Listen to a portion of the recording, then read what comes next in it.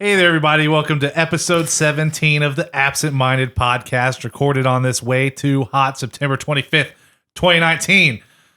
As always, I'm your host, Travis Stockton, at Ray Charlesard on Instagram and Twitter. And with me to my immediate left, poking at stuff on the table, is Andrew Crandall.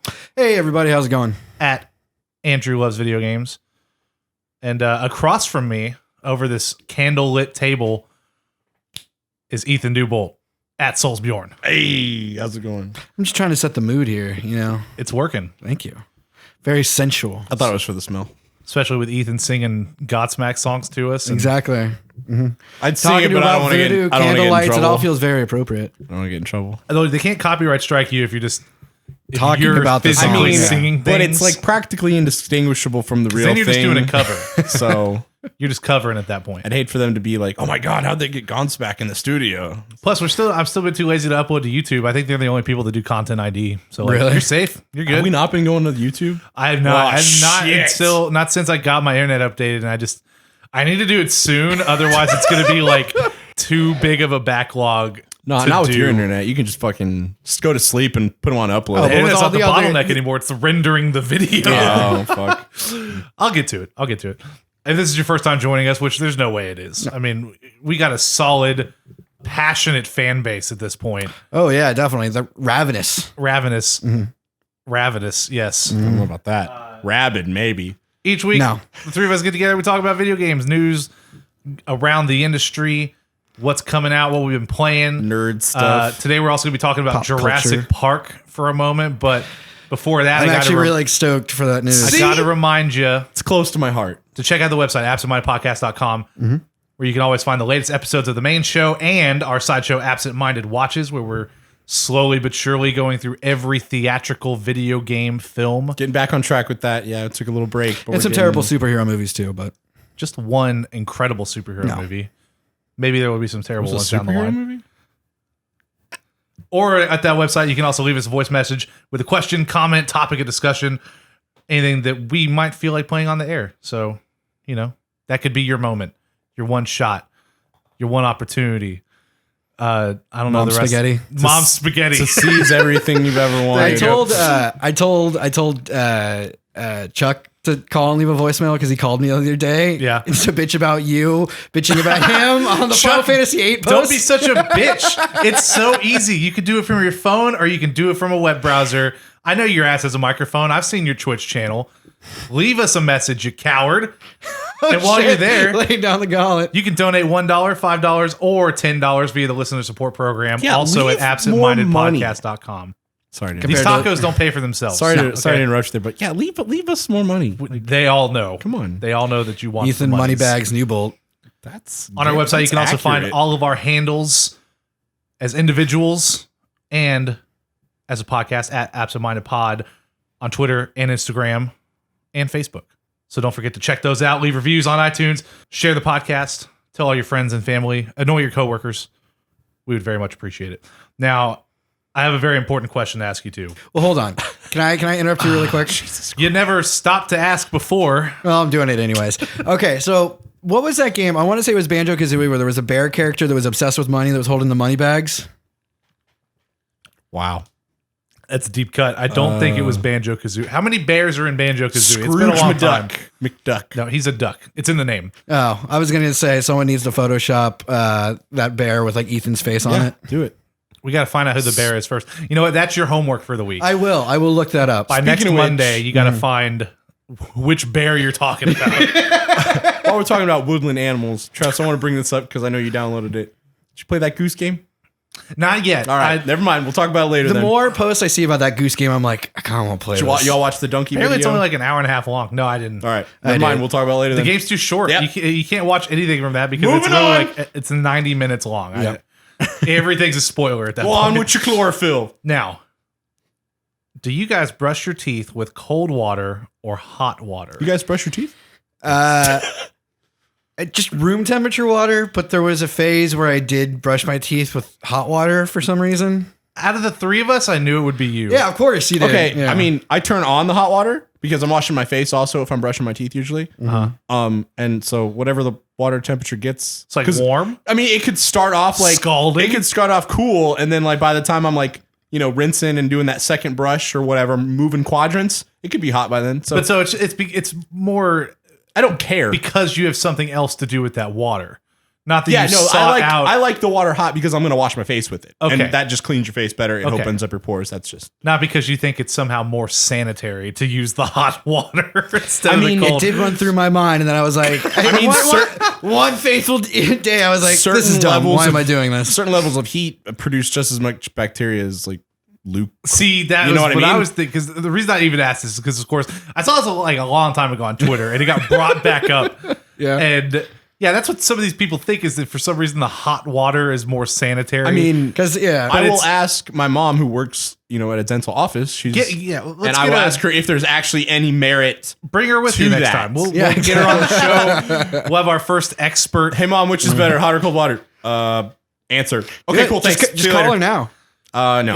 And like what you said, Drew, a lot of people don't realize that. Yeah, Content call. you got more germs in the water when it's like Ethan lukewarm said to that. warm. Oh, I thought. What? Oh, yeah, you're the idiot who believed that the warm was more Yeah. sanitary. Okay, yeah, you know you're right. I Yeah, don't think only people the realize that. only the extreme only extremes when of you're cold and boiling hot. water that it or starts you're to- like freezing. Yeah. do when bacteria isn't able to live. Yeah, Exactly. But anything Yeah. in the middle, you got the right conditions, you can get fucking Yeah. It's like, But aren't there also- some of those people who like take like baths extremely hot or like heat everything, like, because they think it's going to like boil or heat away the germs or I only anything take like that? really hot baths because I like to think I'm Goku in the episode where he's on Snake Way and he goes to the really. They try to kill him. They're like, "Oh, we're gonna burn him alive," and he's just like, "Ooh, this feels good." I like warm showers, but not like I'm not trying to boil myself like a lobster in there. You know. I'm a cold shower guy most of the time, actually. Now here's another It's question. so hot here already.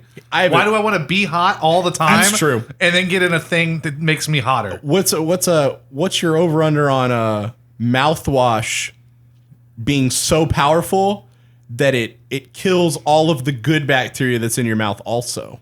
Oh, is it the powerful thing or is it these mouthwashes that have alcohol in them? Isn't I mean, there- if Where it's it's killing, like literally damaging the tissue. if it's in your killing mouth. 99.9% of germs, some of those germs are good. I need some of those. No, all germs are bad. isn't What's there probiotics? Those are probiotic. germs. Whatever. They're probiotics. Those are What about things in your the stomach. digestives in your stomach that are like bacteria? Bacteria aren't germs. But it makes. So, Oh, I guess that's true. Some All right, yeah, bacteria all right. are germs, but not all germs are bacteria. I think I remember, if I remember correctly, I was watching an episode of Adam Ruins Everything, and it was like I on mouth. like that show. Next. I like that show. Next topic. It was on mouthwash, and I they like were that saying show. that I like can't stand that mouthwash guy isn't anymore. necessary. Why? I don't use mouthwash. Because I watched his Joe Rogan Experience Oh, episode. really? That He guy did. is He an did a idiot. He did a show on Joe Rogan. Yes, No, and he was it's- on his podcast. It's absolutely Oh, worth oh. watching. Oh yeah, the Joe Rogan Experience. Oh, is I his, thought like, he did like a Adam Ruins Everything on Joe Rogan's No, no, podcast. no. I was like, that's You know really what? weird. I wouldn't doubt that he his that's writing an team was odd cooking one. one up after his podcast because yeah, that guy's dumb. Anyway, we got a correction. Oh, Do we? This was my fuck up. Last week we were talking about Final Fantasy games, and I said that Final Fantasy VIII came out just a year after 7. Yep. It's actually 2 years. I fucked that Fucking idiot. up. I know. I'm sorry, guys. God damn it. I'm sorry. Try to be professional. So aggressive. I do try. I See, do what try. would you get? Yeah, the actual release date was, in fact, 1999 and not 1998. So, in case anyone like wrote an essay or invested in some way in the stock market, is still writing an angry is email building to us. some sort of Yeah. case. You can delete that now. Yeah, just delete it. We're sorry. You're right. Okay, I'm wrong. Now, my favorite part of the episode. You're bragging part. Where it's not bragging. Honestly, this, Travis got another platinum. we were talking about this Greg. in Velvet Taco, where I was just like, having an extra 2 days before because we're recording this on a Wednesday. Normally we record on Monday. Yeah, this week is fucked up. And I Those want extra you- 2 days gave me a lot of extra free time. There is a And reason my day off is on Tuesday. Should we get mine out of the way, or Ethan, do you want to go ahead and jump? Andrew's big question mark. He didn't leave anything for us. It's it could be basically anything. the same thing. It's last week. It's a mystery. It's a mystery, just like the mystery Oreo, which hopefully we need to get a package of those. We need to find out. You got to win 50K, man. I should have told Caitlin to buy some. We might. Yeah. We might. Can I buy a car with that, please? Can me and Travis just buy cars first? Just 2 cars? Yeah. I don't know. Should we get one awesome car and share it, or should we get 2 shitty cars? Where me and you were already sharing cars. Let's just stop that right now. Yeah. But I won't get rid of my car. Of course, you give it to your mom, or buy a car for your mom and you keep the blue one. No, I would buy a new one for me. Wow. Selfish. Not selfish. I bought this car. It's true. I bought both the cars. It's true. Technically, he's sharing his car. Yeah. Anyway, I think. all I right. don't So I talked last week about Final Fantasy VIII Remastered. It's done. I beat it, 100%. It's out. It's deleted from the console. Ouch. Got the platinum. I only got to play it once. All right. And I can re-download it if I ever need to. It's true. Yeah, it's in your library. But it's 100%. Good job. That game's fucking weird. How so? Like the it's story, I never or played, just me so- tell you. the story, or just how like broken it can be. The fact that I could have swore I almost finished the game the first time I played it, and I think I got to the end of disc 1 because yeah. I didn't remember 4 discs is a lot. 70% Was it of 4? this game. Okay. 7 and 8 were 4, right? 8 No, and 9 7 were was 4. 3. 7 was a 3-disc game. Oh, But really, that doesn't. So something too is that doesn't really affect the length. The biggest reason 8 and 9 are 4 discs data. is because there's more Yeah. FMVs. Right. oh, right. Which 8 has a lot more of. Like you get, Oh, like definitely. And 7, you have like the famous opening Midgar scene and the train sequence. But and all most that. of it, you have your model and then- ones. Yeah. and then blocky the end, characters like and your final scenes with The circle Sephiroth and hands. everything. Whereas in 8, like every time a new character is introduced, you get like a cool little CGI anime-ish opening thing. That's dope. Going into new towns, a lot of times they do more like it starts as like your character model's walking up out. and then turns into like an FMV. Okay. And like does some really cool camera angles with like introductions. Highlights to the new areas and town, stuff. shows Beautiful off. Yeah. game. Like, It's very cool, and that is the biggest thing about 8, I think, and probably its highest like pro is just the leap in technology from 7 to 8 is really impressive. Just even because That is true. I remember like whenever I played 7 and then like seeing 8 later, I was just like, why the fuck can I get these models in 7? You know? yeah, like it's insane. Like the difference from everything from like the world map looks so much better, and the character models, just the things that they're doing, a lot of the special effects in the battles and everything, and it's definitely impressive for that era for sure. And they were all working up till 10. That's what they were working. well, technically, towards. I think they were starting development around this time for Final Fantasy X. Damn. By the time 8 came out, because they had one team for 9 and one team Oh, I for guess 10. 9 had already been like sort of. They were been- starting, yeah. because again, 9 came out the next year. This for real this time. It came out a year after 8. Check that. In 99, or I'm sorry, in 2000. I just remember 10 was so big because it had the voice acting and the full Yeah. MVs and shit. And that was the one So thing too good. that's so weird. I think it's less weird with 9 just because 9 looks. There's so many aspects of 9 that try to bring to mind like the older, more fantasy side of Final Fantasy that it makes sense where there's not voice acting in some of these. Whereas 8, the quality of the cinematics and stuff is so high, and there's moments where it's like, especially like spoilers, but not really spoilers, but there's a scene at the end where like Renoa and Squall are getting back together, whatever, and it's this big dramatic romantic scene or whatever, and they move their mouths like they're talking to each other, and I was like, why is there no voice? Yeah. And you even hear certain sound effects where like someone will do like a yell in a certain scene. You're like, okay, so they clearly had a voice actor at some point, like. But those are different than like full voice acting, like a sound I know, but clip. there was nothing in the technology keeping them from Right, doing it. I right. think it was just, again, storage reasons. It's probably the biggest reason. They're already pushing 4 discs. That'd be crazy. Get Don't Final wanna put Fantasy 5. 6, 7 CDs. Yeah. 6 discs. Remember the last multi-disc game I played was on the 360. It was Lost Odyssey. Yep, that's a 2-disc one. I remember I wanted. No, it was 4, I think. Oh, maybe. I It's a remember big game. There was a game for PlayStation 4, and I think it was the only 2-disc game. I can't remember what it was. For PS4 or PS3? I don't know. I don't ever remember a multi-disc game coming out for PlayStation 3. I don't think so, because There was- they had dual layer Blu-rays. Look it up. You look it up. You have the computer. I can look it up. But I don't think there was one. I remember something being 2 discs. I don't think there's any game that's bigger than 50 gigabytes on PlayStation 3. PlayStation 3 2-disc game. But also search PlayStation 4. Well, PS4 there are. I mean, Red Dead Redemption 2 was the first 2-disc That's right. current generation game, and then had Final two- Fantasy 7 Remake is going to be Oh, 2 I bought discs. that digitally, I think. 7's going to be 2-disc? Yeah, 7 Remake, yeah. Because that was an interview they had recently where they were talking about how all like the game data for like the map of Midgar fills the entire first disc. Shit.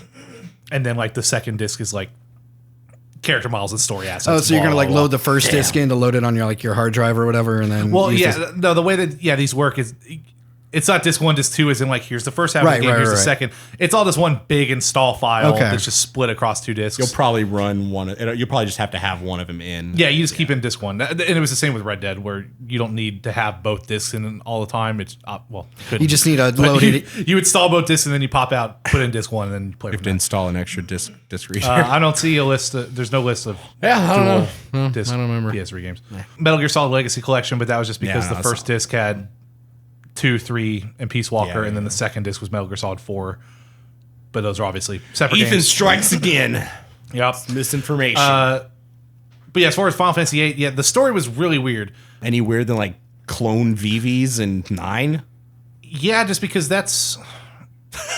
it kind of makes sense. Like, what was so weird about 8 is just that it makes sense why in 9 they're like, let's bring it back a little bit. Because in 8... Bring it back! So much of, like, the mecha side of it. Like, what do they call that in, like, Final Fantasy X? Magitech and stuff. No, like, Machina. Machina, yeah. Yeah. Like, but you have, like, Well, this... it's all kind of the same, because, like, in 14, it's Magitech, but yeah, they have different names, but... magical machines, basically. way more technology and futuristic tech stuff than fantasy by the end of Final Fantasy. Oh yeah, because you were saying like I said, I was in space. Yeah, like you get on a space shuttle and go to fucking space where this like old ancient sorceress has been like trapped into the moon. I was gonna say and, she's like, fucking the moon. That's where monsters come from the moon, and like, dude, this sounds awesome. It wasn't bad, but it was just a lot of like, what the fuck is happening right now kind of thing. And it was the late 90s, bro. You had to... Yeah, the pacing was just kind Wing of Commander weird. came out. It was crazy. Yeah.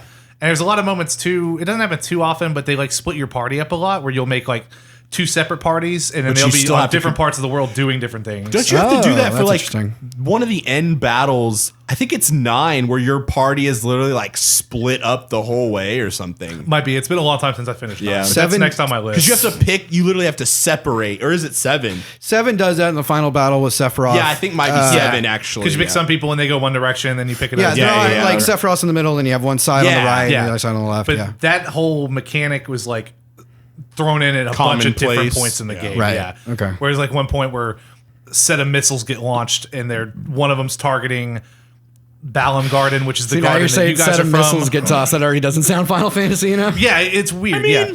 And so like Midgar could have missiles. one are going to the garden that you spend like the entire like the school that you grew up in or whatever. Right. And there's another garden on the other side of the planet that more missiles are being sent to. So it's like, oh, okay, well, Selphie grew up in this one, so she wants to go there, and so you give her a team, and then Squall, of course, they got to go to this one, and I don't know who's going to make it in time or if they can even warn them. I wonder if if they can't it's- stop it because the missiles have been launched. I wonder if it's supposed so it's just like to be we can like get there and evacuate if we can. replay value. okay. Like, oh, I played it with this one way and I did these groups, and now I want to try to play the game and play with these characters or something. I wonder if that's kind From of what like, I was like see, their purpose. It doesn't change the story dramatically. No, or not anything so like much that. just to play with different characters, Yeah, though. You know, it's as extreme it's to the extent of like in Final Fantasy VII where if you go through a cutscene but you have Vincent, or a cutscene where you never got Vincent, Right, yeah. since he's optional. It's like that kind of thing, or like you got Kate Sith as soon as you could, or it was forced on you later in the game.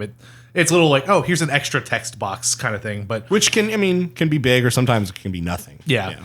And then again, the whole gameplay, I broke the shit out of the gameplay system just because I wanted the platinum and I was trying to make it as easy as possible. But by the end, I'm like, I've got 100 of every magic, and I'm like, I have the most strong shit equipped like to everybody, and the whole Guardian Force thing was kind of interesting. But you get What's to a point Guardian where Force again? It's just their name for summons. Oh, okay. And so like you don't have like armor that you equip in 8. Oh, right. You equip a Guardian Force. yeah. Do you even Okay. have like weapons? Yeah, so everybody starts with their base weapon, and then they have junk shops in the game where as you get materials, you can upgrade your thing. You don't really... Be stronger. Does it change the look of it in battle? It does, yeah. Okay. Because there's still have that- ultimate weapons for each Can I have character that and stuff. gunblade throughout the whole game?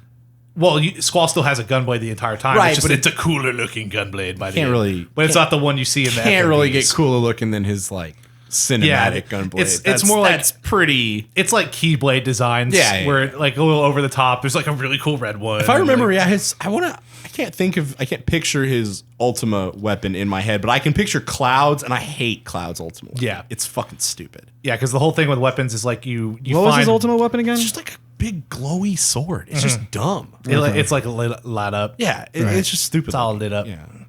But so 8 is fun. But Go play 8. I don't know that I'll ever have an interest in like going back and replaying this the same way I'm like, ooh, 10 years from now after Final Fantasy, when part 3 of 7's remake comes out and stuff, I'll be like, ooh, I want to go play the original Final Fantasy 7 again. I don't see that happening with 8.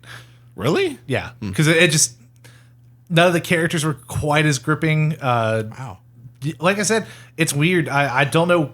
I'm not a good enough analyst to say what it is exactly. I think but I will take a shot at it. And I think what it is with 7, they were focused so much more on the story and the dialogue being engaging and good because let's be real, that's all they had. And then 8 kind of slid more towards, what do you mean this that's all looks they a had? little bit better, so let's try to focus more on that aspect. They might have let the story and dialogue slide a little bit. You know, sometimes that happens. You put your focus into one thing and something else slides. And not that like 7 wasn't good looking. It's just the original. Well, it doesn't look great. There were interviews. You with didn't play that game because it looked great. You played that game because it had a great story and it had a great combat system. No, when 7 came out, you played that game because it looked great. It was like the coolest, the biggest leap in fucking technology anyone had seen. Yeah, but also I didn't play it immediately when it came out. 7 was a system seller for PS1, but it still looked. For the time, it looked incredible. Yeah, but hindsight is yeah. No, I do know there were interviews with I can't remember the scenario designer. I don't think it was Tetsuya Nomura. I think he just did character designs. But there are interviews out there with 8 where they're just like they had such a big struggle with how good 7 was or how well it was received that they're like, okay, well, Squall's got to be like cooler than Cloud. Cloud's a dick. Renoa's got to be more accessible than more Tifa. Yeah. And like we need to play up the romance. They did say there was a lot of like 8 is in the shadow of 7 big time. Yeah, I would say that. I'm sure that played into it, but yeah, I can't put my finger on exactly why I think 7's better, and I'll be interested to see when I replay 9 if I really. I was gonna say because love 9 it as much as I remember. I think 9 and 7 are a little bit higher on most people's list than 8. Yeah, there's very few people that are like, oh yeah, 8's my favorite. Yeah, and then of course 10 is at the top. And it's just but facts. That's enough about Final Fantasy 8. Is it? It is. I like Final Fantasy 8. Now Squall's just so cool looking. I also started and finished in 3 days The Legend of Zelda Link Away. I'm impressed. I did not expect you to beat it already. Nice. There's it's easy with a guide. Yeah.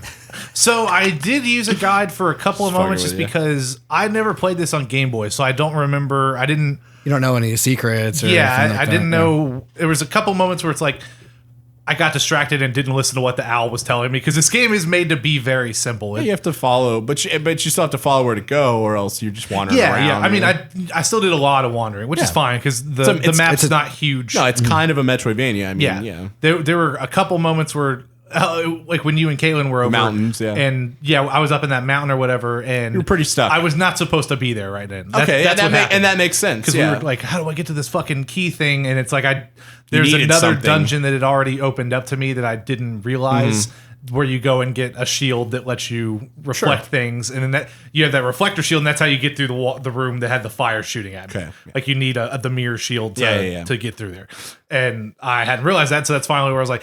I put it down for the night, came back the next day, tried again, still was like, where the fuck am I supposed to be going? And they're like, oh, go to the graveyard. There's another dungeon over there. I was like, oh, great, cool. Or not the graveyard, the ruins or something. Thanks, owl. But then, once I get into the dungeon, I'm like, oh, okay. And none of the dungeons are overly complicated. That's the one thing I was kind of surprised by, just because I remember even as a kid playing, I always forget the full name of these games, but the Game Boy Color ones where you had seasons and ages. I think it's like Oracle Seasons. And Oracle. Yeah, something like that.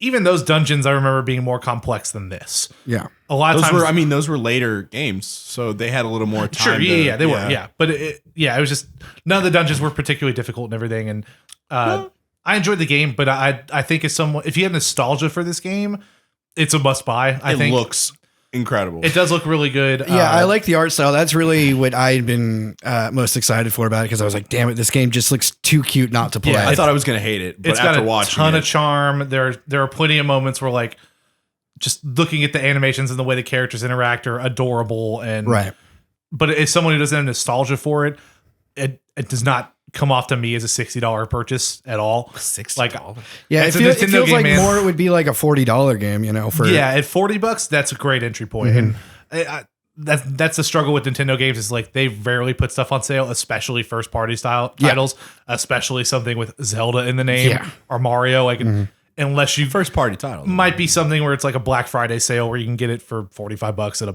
Walmart or something like that. The game's been out for a year and a half.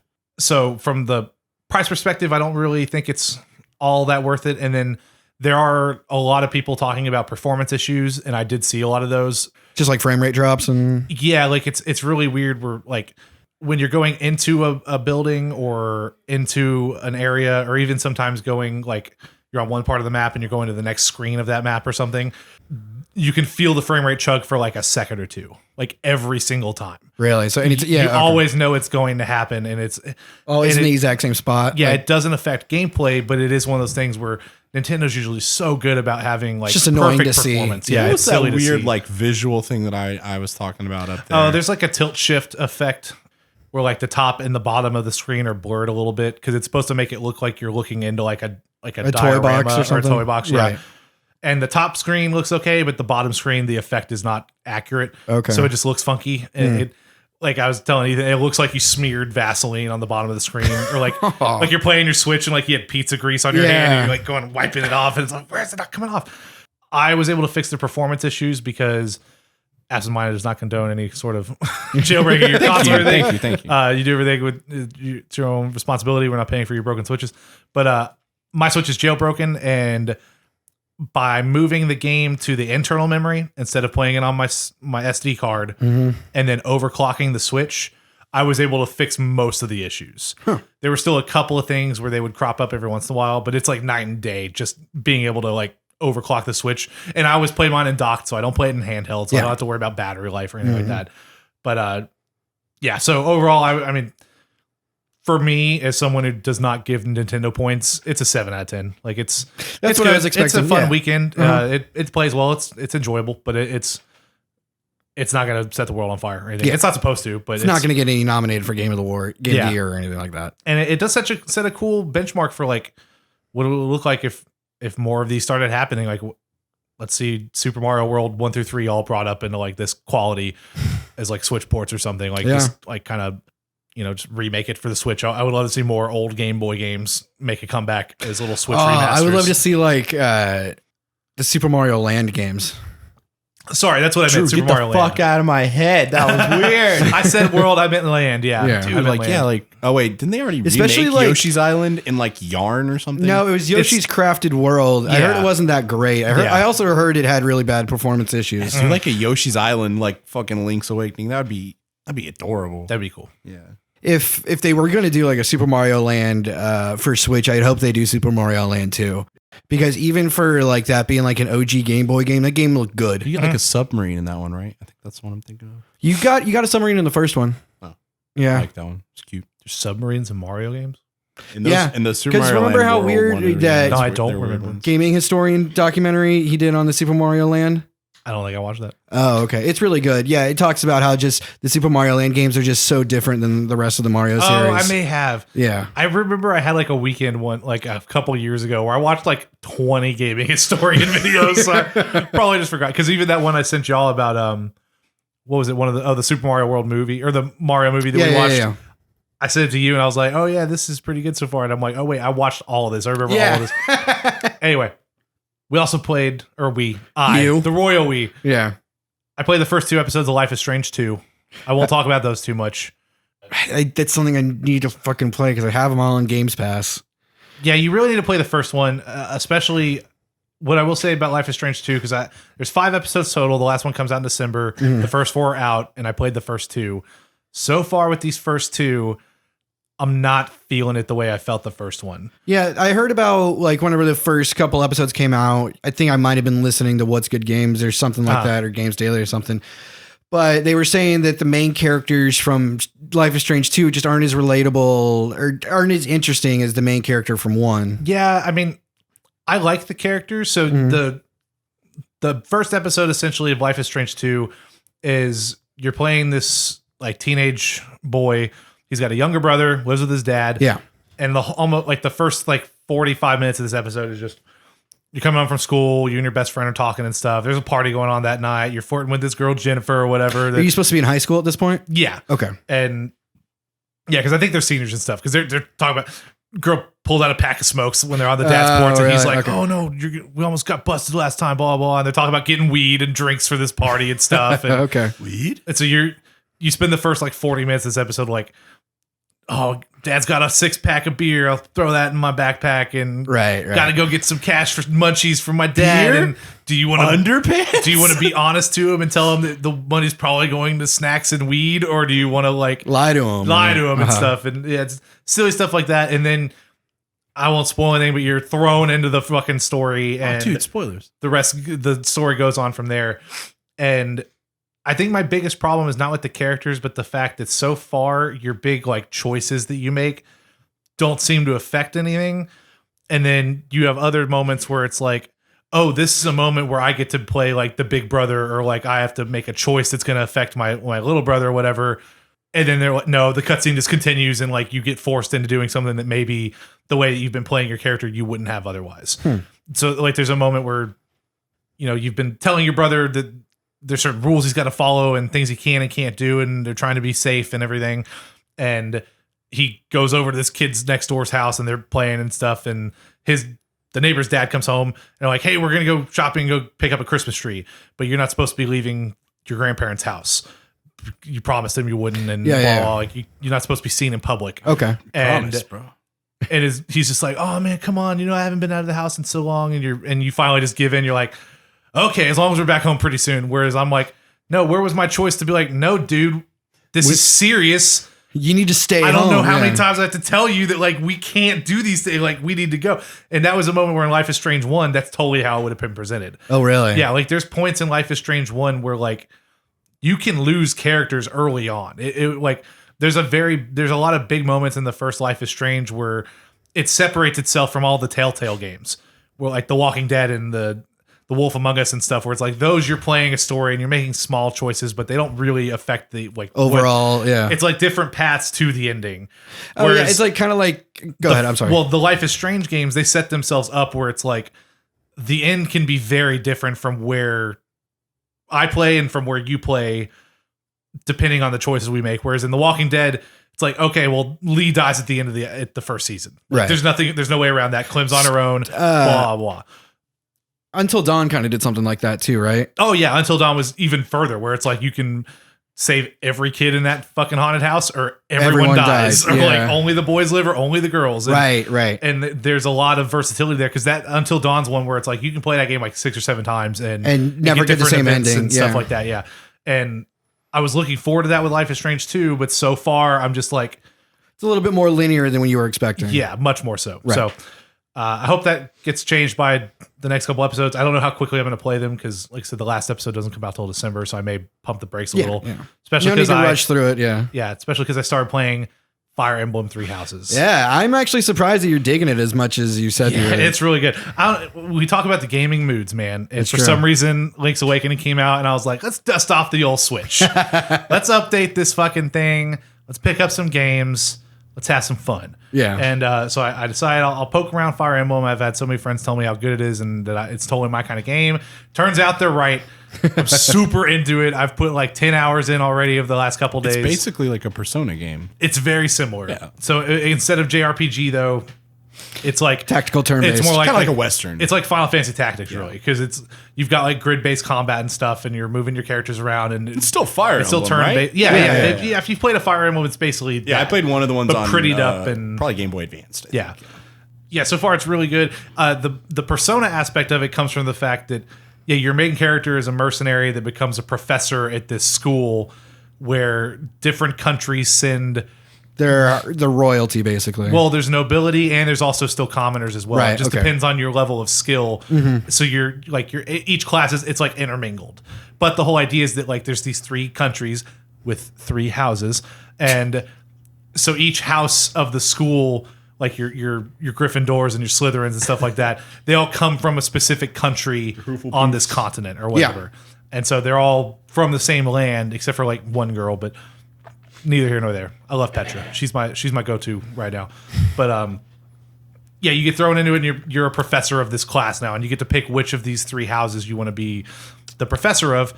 And it's it's like a Fire Emblem game. It's a lot of, I don't want to say Game of Thronesy, but it's just like, it's kind of medieval style-ish. How far have you gotten? But all into the it? games. Like I said, I'm about 10 hours. Okay. I finished the first month. Because I don't know if you're gonna get the tweet that I retweeted. I'll look at it. all the Fire Emblem Emblem games are kind of like that, middle. Whatever you said. Sorry. Middle Ages, Thank medieval, you. Good like God. knights and squires and Dark kings Souls? and queens Yeah. and Dark Souls. Betrayal, Yeah. promises, or everything Drama, betrayal, backstabbing. Yeah, It's pretty much And so what makes this one different though is that your whole army or whatever are your students. And so this is where the persona side comes in, where it's like at the beginning of each week you have like you give instruction. And so everybody's got like somebody might be good with swords, somebody might be good with black magic, somebody might be good with white magic. And right. All and bows and Elemental magic, axes and stuff like that. Yeah. And each one, as you develop their skills, they can level up into certain classes and things like that. So everyone starts. Oh yeah. Isn't it like? Do they still do it where it's like you get to level 20 and then you get to bump to the next class, or you need like the special item that bumps you up and everything? So the way it's set Spoilers. up on here is That's a pretty standard Fire Emblem thing. because so far all I've gotten to is the beginner classes. Okay. And those unlock at level 5. Okay. And what happens is you get a seal that you have to use, which is your item or whatever, but you Yeah. can just buy them from the shop. Oh, that's a lot easier. Yeah. Oh. And then your person takes a certification exam. Because again, it's Yeah, all that's very wrapped into this persona-y, like school yeah. setting. Okay. And so whether or not they pass the exam depends on their ability of the classes they're trying to get. So like say there's like a class, it's the fighter class, and it's a very basic one where you just need to be proficient with a sword. Yeah, but say like you're a magic dude trying to become a fighter class, Yeah. you probably wouldn't pass that exam. Exactly, yeah. Right. But maybe you've got like one of the skills you need, but it says, oh, you should really be proficient in 2 of them. Right. So you might have like a 66% chance of Oh, passing so that it gives you test. like a pass-fail rating? Yeah, exactly. Okay. And if you don't have any of them, they'll just be like, you can't even take this test yet. Go back and try. What yeah, and Doing so- here.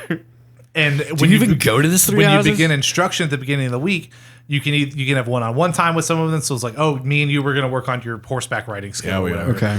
and all this shit. Yeah, we're And going to so work on your riding skill. It's very granular in that like you can pick who you want to be a certain kind of class. You can see how all these classes, what they need in the future. So you can be like, ooh, this one's into the bows. I want her to be a sniper eventually. Yeah.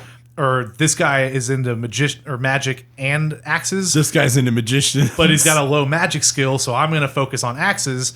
And you've got other things where you can teach them shit they have no interest in and force them to do that. Yeah, that was the next question I was about to ask. But they have the potential of like discovering, oh, I really do like this thing, and might have an ability Locked that away they that you didn't never realize would they have. would have gotten. a latent That is also ability. unique to them. Yeah, very much so. And it gives you little hints about those things as well. Now, with your army, are you only allowed to go with the class you choose? You can't intermingle between the other classes or anything like that? Have other people from the other nations be in your army or That's whatever? racist. You actually can. You can recruit people into your house. Okay. But they only want to go with you if you have a certain skill proficiency that they're interested in. Right. They think they can win. Yeah, so you'll talk to some people that there's this one person I'm going at. It's like this dude from Yeah. like the Golden Deer House. Oh, and you're like, I'm who's, fucking going, man. Yeah, he's like got way too high of a bow skill right now. It's way too. It's high. way too high compared to everyone else.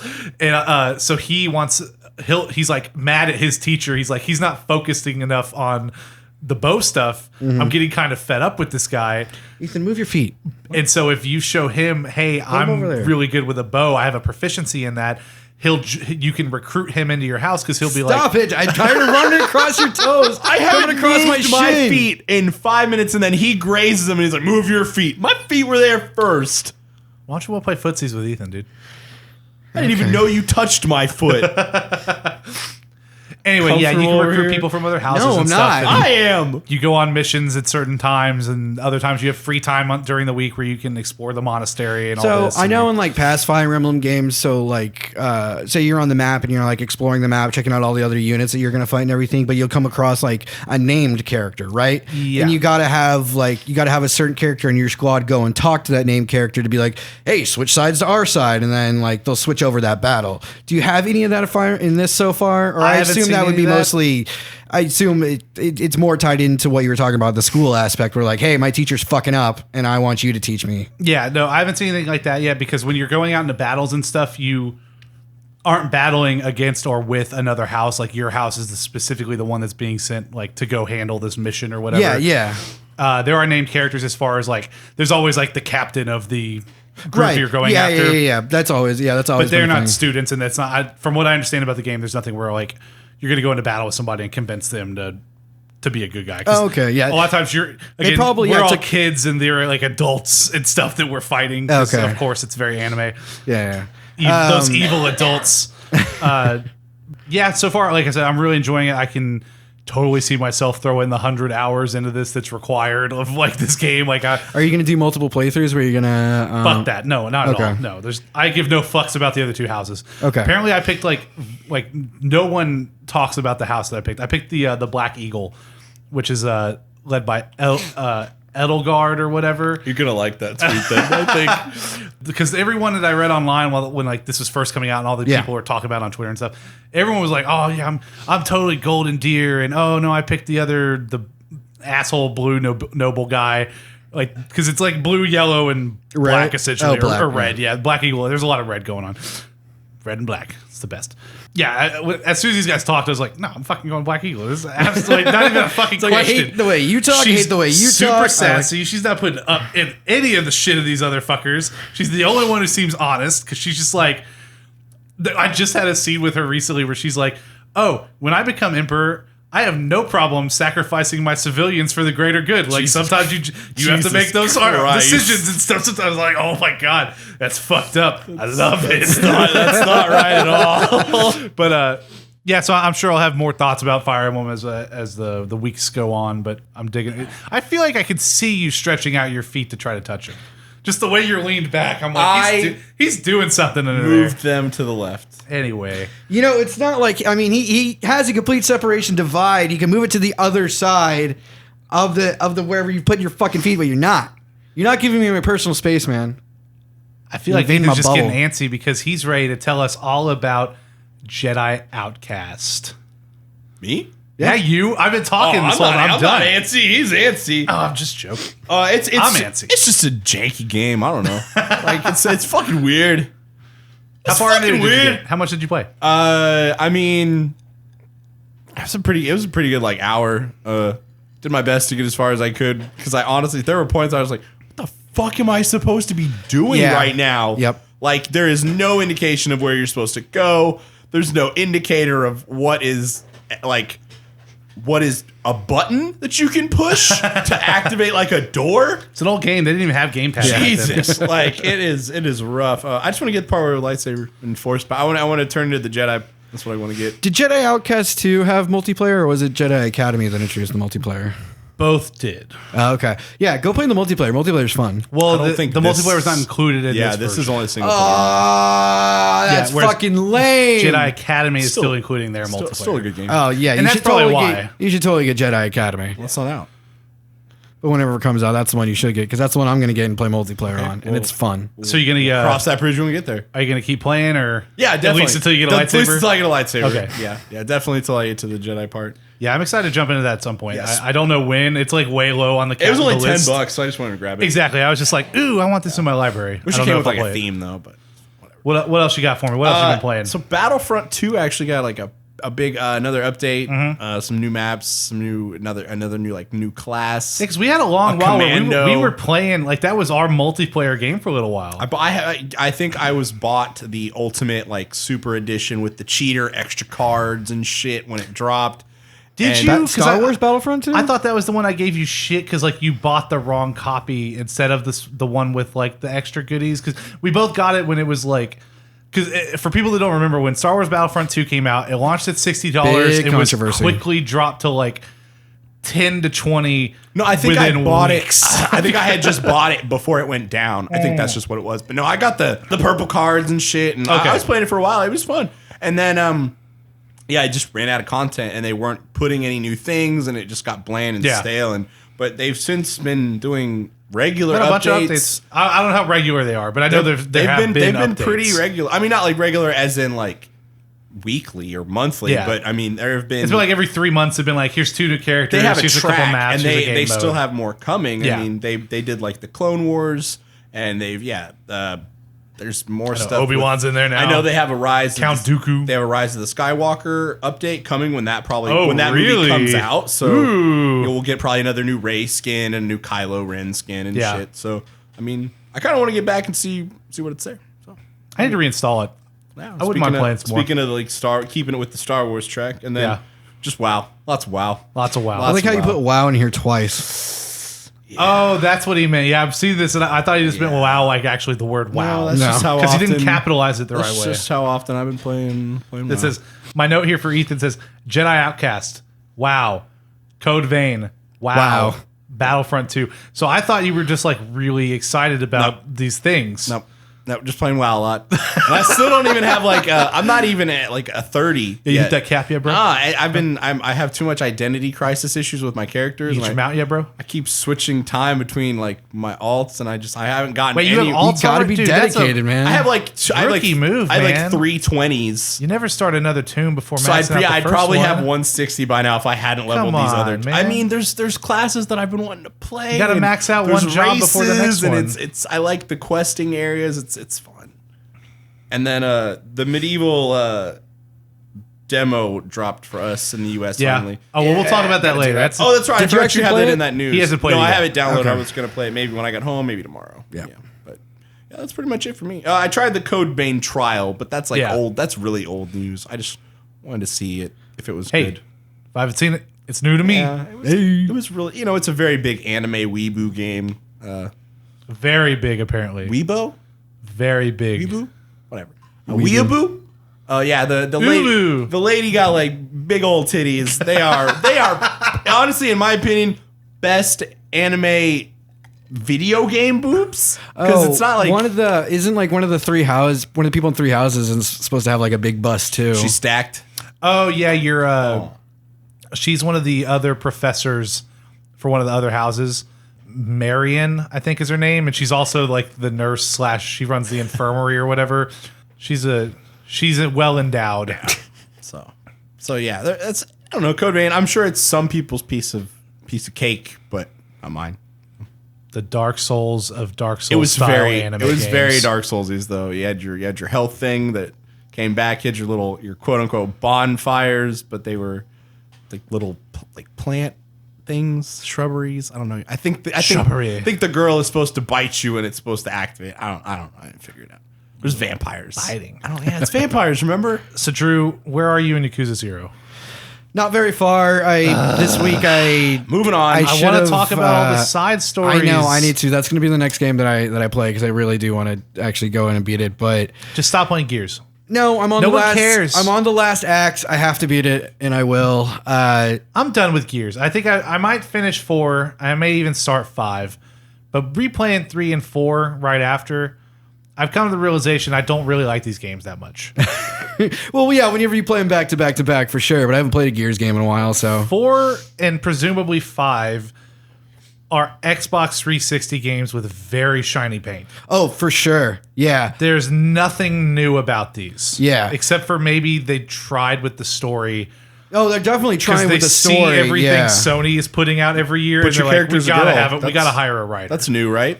That's fine. Like, I actually, I like Kate as a character. I do like Kate as a character. No, I wasn't like saying some it of the was fine or characters. bad. I was saying it's new. I like JD. Oh, sure. Yeah.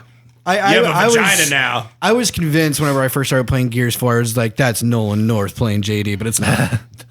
It's funny because it's actually him playing everyone in Gears 4. No, yeah, I don't know. I just, because you go from 3 and then you hop into 4 and you're expecting like such a big change. And it's not. And you get nothing. You go into a corridor, you Except shoot you're enemies that fighting pop robots. out. Yeah, the robots Expected now. And nothing, got even Then less. you go to the next room and you're like, oh shit, there's things to take cover behind. I bet some enemies are going to pop out. And it's almost even more annoying in 4 because at least in 3, they're like aliens and they either drop out of ships or they walk out from around the corner. In 4, there's so many moments and levels where it's just like a big metal ball catapults. That's right. I across the forgot map, about that. lands on the ground like fucking Destiny, and then a bunch of Vex robots pop out, except they aren't even that interesting because Yeah. at least Destiny the Vex did have that. like time Destiny 2 powers did and that. stuff. That's what I'm saying. But Destiny 2 also had like other types of enemies. It's just a bunch of fucking robots that you just only fly fight through the robots sky. for like Destiny the has, first like- half of that game, and it's just annoying. Got like 8 enemies. Like 4 races. You got the Vex, you got the Cabal, you got the Hive. So Wait, what? no, that's Halo. You got the Destiny version of the Hive. I don't know. Okay, so even less then. I'm just over Gears, I think. I don't know. Yeah, I mean, I'm on the last X. I'm gonna beat it. I should have beat it by now, but like the last couple of days, I just kind of had like a Colin moment where like I just picked up my controller and I'm like, I don't really feel Nothing like sounds playing. good. Yeah. Yeah. And other than that, the last 2 weekends, That's when playing- you should have started Dark. When you didn't want to play any games, you should have started watching Dark. Yeah. You could have binged the hell out of that. in the last 2 weekends, playing the shit out of the Modern Warfare beta. I was really excited about it. I even told, a few nights ago, I messaged you guys. I was just like, I like the cross progression system. I might buy it both on PlayStation and PC. And Ethan or Travis, you were just like, don't pre-order this. Yeah, I've got some new information. Yeah, about we're gonna that as well go. that Yeah, we'll we're get going to it when we into. get some Not news. gonna fall for I just it. I just canceled my pre-order today. Good. Nice. Good for you, man. Fight the power. Yeah, like you said, I think I'm just gonna wait till like whenever it goes on sale because I do really want to play that campaign. I'm telling you, Redbox it. You can Redbox does that thing for $7 you can get it for 3 days. Yeah. And the first day you'll $7, spend man, they've gone installing up. the game and downloading the update. But then the second 2 days you can play it. And Yeah. you can beat a Call of Duty campaign in that long. Like Yeah, it's yeah. gonna Or be it's 8 not. hours long. Wait, or keep so. it. Charge you an extra $1? It's no, because for each game day, I think it's $250. That ain't shit. Yeah. Yeah, but this is like definitely a Keep it rent under for the 10. campaign, and then you're not Yeah. gonna want to buy this and expect to like really be engaged. With I mean, the unless multiplayer. you I want it just to I be- love the multiplayer so Yeah, much. It unless just you want felt that so to be good. your But new just Apex. with the news we'll probably talk about later, I can't justify it. Yeah, there's 2 pieces actually. There's one that's not in here, but I remember the gist of it. Mm-hmm. But speaking of the news, let's get into it. Oh my god! Yeah. Finally, Ethan, Jesus Christ! straight from the news desk, brought us our first story. this is breaking news. This is from breaking like news. today. I'm fucking stoked for this.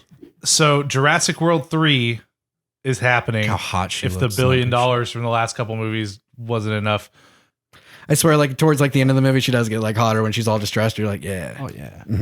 Jurassic World 3 will be bringing back Laura Dern, Sam Neill, and Jeff Goldblum in key roles as if they were like Basically- being recast. Like that's a basically, weird like- title, but Everything we've wanted since the first one got a sequel. Like, Right, I know, yeah. we never got this. yeah, we They gave Okay, us- so I know Jeff Goldblum was in. He was in 2. He was in Fallen Kingdom. Is he playing the same character from? Yes, Like, he is. is this Yeah, is he's this still- still a he's continuous still, world? Like, yeah. so the first events from like the first 3 Jurassic Park movies happened. Yes, all of Okay. that happened. Yeah, it's all canonical. Okay. Jurassic Cinematic Universe. even the lesser like Jurassic Park 3, Yeah. where it's just Grant on the weird island with It's what's not his Grant. face. Hey, it's Sam Neill. Whatever. It's William H Macy. Wait, it's what is Sam Neill's character's name? Dr. Grant. Yeah, Yeah. yeah, Grant. That's him. That's what I just know, said. but I was You going. said it's not Grant. I know. I don't say their But yeah, real it was, names. it was Sam Neill. It was William H Macy. Yes. Tay Leone. And then Laura Dern on the phone every Yep. once in a while. Yeah, she showed up every. She's yeah. in there, yeah. she calls him. Oh, She's in the calls her. beginning with her son, and Yeah. they're playing in the sand Julian, and what's shit. her name, is in it as well. The redhead that I think is super attractive. God, what's her name? She was in Boogie Nights. Crap, I can't remember her name off the top of my head. Not important. Yeah, it's definitely not. Anyway, this is like, yeah, because like we got Jeff Goldblum in Jurassic. Fallen Kingdom. No, the second one. It's crazy Oh, yeah, he how was much like- World. how much better the colors are on your TV versus what's on this laptop. Fuck you. This looks like like an old like grindhouse film from I the, hate you. the 80s, And then- this is like a beautiful 4K remaster. So then they like pigeonholed Dr. Grant and Sam Neill in 3 by himself. And well, okay, I guess Laura Dern's in there a little bit. A little bit. And I can't remember if Jeff Goldblum makes any sort of appearance He's in the not- third He's not one. in 3. Not no. at all. I wonder if his daughter or. Well, they bring the kids back in 2 because No. they have a scene where they hug Jeff Goldblum in the house when he goes to visit. Oh, well, yeah, but they're only in there I've for seen a these hot fucking second. movies a million So times. have I. You're only in there for a hot They're second. in there, and they are the same kids, the same characters. Yeah, but they only make a cameo. I'm talking about his daughter on the island. He's in there. The daughter from the island from World. Gee, my fucking No, from the soul. second one. Which one? Oh, his Jeff Goldblum's daughter. his mixed race daughter. Yeah. Yes. Oh, you're thinking of what? Oh God, was that Julianne Moore or Julia? Yeah. Who is that? Is that Julianne Moore? I don't What's remember her name. It's now bugging you're me. fucking talking about. Yeah, she is hot. Yeah. Okay. Look it up. Now it's important. Let's save all this for the Jurassic World podcast. All right. Fair enough. But yeah, so those three are coming back. Whoop-de-doo. I'm excited. So am I, dude. This is a childhood thing for me. Still gonna Jurassic suck. Park's still my favorite You movie. know I how don't bad care. the franchise is doing when that they're like, get them back. I think this Get shows. them in here. I think this shows how much No money one's they had. gonna come to see this fucking were movie literally now. just Nobody like- wants to see Bryce Dallas Howard or Chris Pratt anymore. They had a I want them to bring back the smart raptor from the second one, but I want him to be in a suit with glasses, speaking English now, and he's part of the team. Basically, he's they part of sent- the team. Now he's the and he tech goes guy. in there. He tells you how to get around the raptors. They sent an he's the agent. tech guy. I want him on the headset. I want him in a swivel chair doing raptor stuff. And he's still working with his, trying to be human and work with his tail, and he's trying to spin around in his swivel chair, and he's just knocking shit over. knocking Grant Do they stuff know off. he's a raptor? Like I'm confused. He just looks like a raptor, but he's got like the shirt. Right, no, but is he that trying or to- Jake Johnson was wearing Is in the he trying first to one? convince people that he's a human? Better. Jake Johnson voices the raptor. He's gone through some sort of scientific experiment where he becomes a raptor. And now it's just Jake Johnson with the glasses and the Jurassic World shirt. And he's doing computer stuff. He's basically Professor Jake Johnson. Next up, Moving E3's on. 2020 pitch shows move towards celebrities, consumers, and I influencers. saw this one. ESA pitch also includes 10,000 additional consumer passes for the E3 We show already floor. have a Twitch con. Come get a selfie with Ninja at the Fortnite booth. Like we already have like a Oh, sorry. That I was like, I looked at my phone to see if it was me or not. don't we have like an influencers like convention or something like already? Yeah, There's a VidCon. Twitch con. That's what I just said. This is from Matthew say that. Handrahan at GameIndustry.biz. Just going to quickly go through this. Some of the highlights. The Entertainment Software Association, those guys that leaked all those journalist info. Those fuckheads. I do know them. I have them on. Is considering a new look for E3 next year. Gee, I wonder why. Because none of the journalists are coming back, so we got to hire on a bunch of celebrities, which would see the long-running event focus more on consumers, influencers, and celebrities. GamesDaily.biz has attained a pitch deck proposal for E3 2020, which broadly positions the event as a, quote, fan, media, and influencer festival. That's us. In the ESA's proposal, marketing activations involving celebrities and influencers will become a key feature of the E3 show floor. The pitch deck included an example of the Los Angeles Lakers playing a basketball video game in front of fans and mentioned official relationships with talent agencies like CAA and UTA. In addition, the ESA's membership has approved an additional 10,000 badges for consumer attendees in 2020, which almost doubles the 15,000 available this year. The extra burden would potentially be alleviated by a system that allows attendees to book time slots for specific games through a digital app. While waiting times would be shorter as a result, the pitch deck also described plans for Q-tainment, essentially direct marketing opportunities aimed at attendees as they stand in line. With a greater focus on consumers, I get it. E3 may be organized so it has an industry-only day on Tuesday before opening its doors to the public from Wednesday. Yeah, there are more details from the ESA pitch deck on GamesDaily.biz. The need for E3 to reform has been debated for many years, but it was especially apparent in 2019. Major companies like Sony and Activision were absent from the show floor, while EA continued to build its own presence away from the event. Yeah, and then there's a couple other little quotes down here at the bottom, but don't give a shit about that. This sounds fucking terrible. Yeah. It's already so obnoxious. Even this Read last that couple quote years. that's under the we can't have everybody deciding. Read that. Quote, if we have to change the size or scope of No, that. the one before that. Sorry. Sorry. Quote, we can't have everybody deciding to go off in their own little directions to do this or that. He said, I think folks need to be here. They need to participate. This is Bethesda's Pete Hines addressing the E3 identity crisis. If we have to change the size or scope of that, okay. But I want it to be something that all of us as an industry get together and support, and have it be something that's positive and sustainable, which is really interesting because if anyone doesn't need a press conference every year, it's Bethesda. Yeah. Yeah, this just sucks. This just reeks to me of like like I said earlier, like come take a selfie with Ninja at the Fortnite booth. I mean, you they know? fucked up. They had to do something. This is just, I don't know if this is the right thing. I mean, I think you kind of see them moving towards these last couple of years, especially with the introduction of making it so easy for people like us to just go buy tickets and go. What's the next way to do that? Oh, increase the FOMO. Like if there aren't enough games coming out and stuff because we're still on the edge of next gen, like we're not going to have a bunch of playable PS3 or PS5 and Xbox Next games this year. So it's probably going to be just as lacking in that content as it was this year, if not more so. Yeah. So, dude, you got to come, play NBA 2K21 with Kobe Bryant or whatever. Fucking Kobe Bryant's not going to be there. Blake Griffin or whatever. Yeah. I don't know who's on the Lakers. Who I Steph know. Curry. There we go. Well, Steph Curry. You can play NBA 2K2 with him. Stephen or whatever. Curry, actually, might go. He's on fucking But that mini golf game show. He might actually do it. Yeah. But yeah, this just Holy sounds moly. this sounds even more obnoxious. God, the last thing I would want is to be in one of those fucking lines and have some asshole show up like trying to get me to like sign up for shit. I mean, if I get a free Right. T-shirt, no, maybe. fuck that. I don't want to wear the T-shirt of some company whose whole gig was like, we gotta have who would be giving out Dude, those T-shirts, swag, merch, getting the bruh. fucking Call of Duty Black Ops 5 shirt. I would totally take a Call of Duty Well, actually, you Black wouldn't Ops because 5 Activision shirt. doesn't go to E3 anymore. But it'd be Battlefield 6. Totally would take a Battlefield Or- shirt. Like, I don't. It's fucking a T-shirt, dude. I don't care. You know how much money it takes to go to E3? Do you know how much And T-shirt? you're worried about getting a 20. You know how much T-shirts T-shirts for guns? I don't know that you would get enough free swag to make up for Probably not. You're right. having to fly out And I hate fucking waiting in lines out there and wait in lines. And the idea of the app is kind of interesting, but Yeah, at the I same think time, that's the only good thing about scheduling an appointment or something to fuck be am I there. it's just but- going to be as bad What, because am I making an appointment at the doctor at CVS? Like, come on. it's better than standing in line the whole time. Yeah. But it's going to be another issue where like I doubt the queue times go any lower. It's just going to be like if you aren't the first 5,000 people to sign up and say I want to play the new Mario demo for No, 15 I assume minutes. it's going to be like. They'll just lock you out and be like, oh, sorry, we're sold out of time. I assume slots. it's just going to be like a fucking fast pass at Disneyland. Yeah, It's that's just why not. It's not your time. All right, come back 15 minutes when it's actually your set up appointment. Yeah. You know, like Like there's only so many hours at E3, and True. the fact that there's going to be 10,000 more people there, the magic's gone.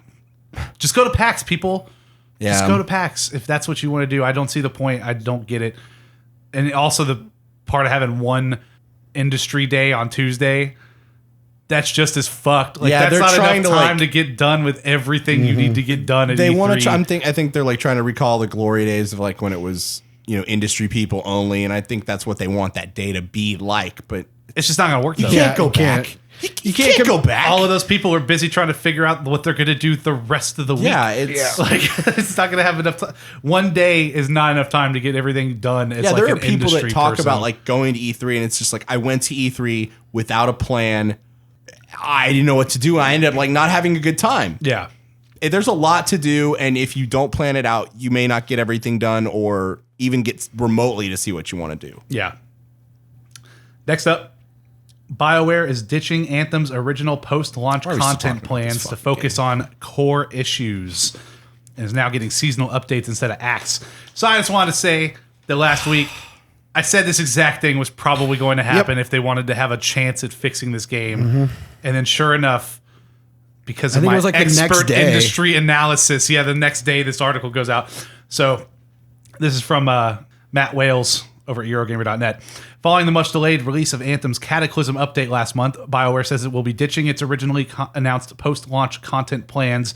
It will now be delivering seasonal updates in place of its planned regular acts in order to focus on core issues. When BioWare initially revealed its post-launch content plans for Anthem back in February, just ahead of what transpired to be the game's less than stellar release, it teased 3 upcoming acts. Each one would consist of several updates expanding the world and activities available to players, and would culminate in a limited time Cataclysm event designed to shake up the core experience. Act 1 was originally due to go live in March, but many of its features were delayed as BioWare struggled to remedy the numerous technical issues plaguing Anthem following release. It took 6 months to get the game's first Cataclysm event out the door, and that's a British word. A word was spoken about the other 2 planned acts in the interim, and now we know why. Nair, a word. Nair. I read a lot of Shakespeare at one point. I remember it's fancy words. Then we got a couple images of the original content updates that were planned. Echoes of reality, more like reality check. Yeah. Yeah, this is the best part is that, their very first update was called Evolving World, and it was about like the press release for the first update was like, we're finishing the game. And that's right. according to a new blog post from BioWare's head of live services, Chad Robertson, the developer would be abandoning its multi-part acts in favor of what it calls seasonal updates. Quote, these events will deliver challenges and chases similar to what we've seen and are built around some fun themes we're bringing to the game. And what's become something of a mantra for BioWare since Anthem's launch, Robertson told players that, quote, we hear your concerns on core issues in Anthem and are acting on it. Addressing these concerns would, he said, require a more thorough review and reworking of systems versus quick fixes, which in turn would necessitate moving development away from acts. Robertson did not elaborate on any of the long-term changes being brought to Anthem in order to alleviate fan concerns. What I can say, he concluded, is that we will continue to engage with you, our community, through PTS when we can show you what is coming. And PTS, of course, is Public Test Server. Last month, Ben Irving, Anthem's lead producer and frequent spokesperson for the game, announced his departure from BioWare after 8 years with the company. So, circling the train, boys. But it's free now. Like I said, if you have EA Access, you can go play and enjoy the funnel. Play what? Like, what do you mean? There's no content. That's the point. You get a solid 20 hours in there somewhere. Jeez. Well, maybe not so solid. A shaky 20 hours in there somewhere. A wobbly 20 hours. Some drops eventually when they fix loot, I think. Yeah, I mean, there's not a whole lot left to say about that. I just thought that was funny that, basically what we were saying is like there's no way that these episodes they had planned, these big story expansions were ever happening. Yeah. At least not anytime soon. Next up, I'm sorry. I have a different headline because the headline was updated, and we do have the update as well. But Switch Lite teardown suggests it has the same drift-prone analog sticks as the standard model. You idiots thought they were going to fix that? This is from Damian McFerrin over at Nintendo Life. YouTube channel Spawnwave has conducted a teardown of the Switch Lite and seemingly confirmed that the new console has the same analog stick design as the original. Sticks on the 2017 Switch Joy-Con controller suffer from an issue with drift, which is when they register input even when they are not being touched. A class action lawsuit has been raised against Nintendo on this matter, and the company has started to repair impacted Joy-Cons for free. Although the sticks of the Switch Lite have a different part number, Spawnwave is of the opinion that they are, in terms of design and materials used, identical to the ones on the original model. The teardown also revealed that the battery inside the Switch Lite is 16% smaller than the blah, blah, blah. The rest is about battery stuff. We already know what the changes were on the battery. Yeah. The biggest part is that, this class action lawsuit's literally going on, and we opened up the Switch Lite that just came out, and they've made no changes to the manufacturing process. What's the dude's YouTube channel or whatever it was? Spawnwave, I think it was. How much you want to bet when he heard that they were remaking or doing the Switch Lite, he was like, I'm fucking looking into that shit when it comes out. I watched the teardown that Gamers Nexus did because they also did a teardown of the Switch when it first came out. And this is normally a PC focused channel. They do a lot of teardowns of PC parts and benchmarking and things like that. But for the Xbox One X and the Switch, they were both unique enough pieces of hardware that they decided to do a teardown of that one as well. Basically computers. And then they also did one less than a week ago for the Switch Lite, just as like a... Because they had the old Switch and they were doing comparisons and talking about all the nitty gritty about like the memory chips and stuff like that. And he know the same thing, that they were looking at it, and like basically the left Joy-Con, the board is like attached to the main board for the Switch Lite, so that's all. You can't repair that anymore. So if your left Joy-Con fucks up, it's done. You have to replace the entire main board on the Switch. Fuck. Whereas the right one, it's still on a separate PCB. And the right one was originally the one that seemed to have the most problems with the stick drift and everything.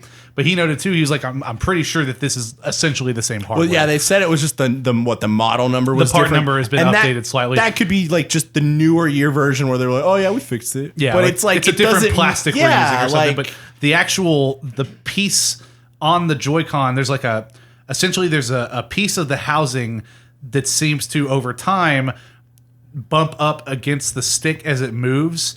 And just basically, the more you use your Switch, the more likely it is for this piece to offset the dead zone of the stick. So don't use your Switch. Yeah. Well, if you don't use it a lot, you're probably okay. Well, the fucked up part, of course, is that like we talked about the class action lawsuit a couple weeks ago, and Nintendo is starting to do free repairs for anyone that's saying they're having this Joy-Con drift issue.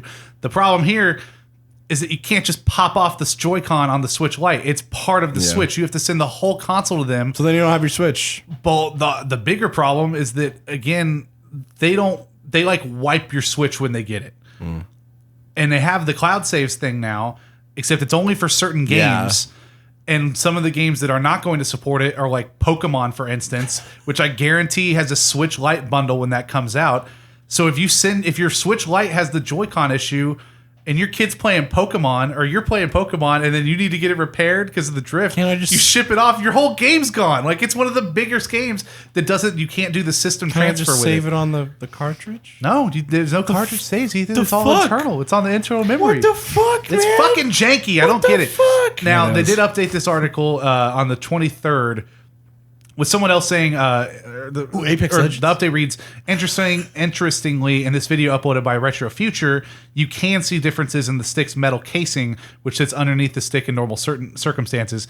So another reviewer took a closer look and said, there's something different, but which this part is not on here, but there's already been a bunch of posts on Reddit where people are already getting the drift issue on the Switch Lite. Yeah. So they are already having these issues. There's tons of videos up. Of course, the easiest way to see it was there's one video where this guy's playing Breath of the Wild. Yeah, and it's just the Switch spinning is just around, sitting on the ground and the camera is just moving. And he kind of pushes the joystick to try to center it and get the camera to stop. It stops for like a second and then it starts spinning again. Yep. So this console's barely been out a week and already there's no consensus on what causes it, how much usage can happen to cause the issue, or if on some cases it could just be something that it's out of the box it's broken. all parts, man. You have to remember the contracts for the designs and shit for these consoles have been They're years. going, hey, we need 1 billion sticks or whatever. This shit has been made, for this many years. produced in stock. They have it building these Switches. Like they'd have to do a whole nother contract about a new piece and literally build a new Switch. And eventually it comes down to, is the class action lawsuit going to cost us more money than it is to fix every Switch? Like, do new orders and designs and R&D? Or should we just give everybody their $5 check or like free Mario game or something like that? I mean, basically they can just keep giving out the Switches that they've made until they run out of the shitty pieces, and then you basically assuming that they've done any work at all on the R&D side to fix the issue. No, I'm talking about because the Switch came out in 2017. Yeah. Or was it? Yeah, 2017. So it's been almost 2 years. I'm saying they're not buying and making new parts that are going to fix this issue because the Switches are already made. Yeah. Yeah. And they're making them one way. Is they've known how long this has been an issue, and then they made the Switch Lite, which is the one where they did have to do new R&D, because this was the time where people were like, oh, if they've updated this, if we've got new Joy-Cons coming down the line, if there is a fix, surely it's going to be implemented in the Switch Lite. I would say this was more focused on the battery, less on even the Joy-Cons. Yeah, I know. I know.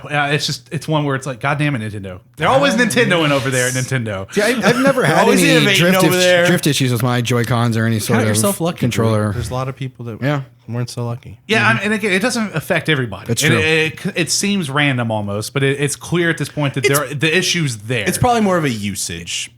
It could be, but that's where it's so weird. Is like who's been just fucking ripping into their Switch Lites so hard that it's already busted. Gentle. I don't know, man. Gentle. Doom's on Switch. The Wolfenstein games are on Switch. It's getting tense. It doesn't have to be though. Hot shooters. Next Mortal Kombat 11. Respawn's mystery VR game has been revealed to be Medal of Honor Above and Beyond. So this news literally dropped. Rising from the ashes, Medal of Honor is back. This news dropped like 5 hours ago, 6 hours ago. All of a sudden I saw Twitter blowing up with all these firsthand impressions.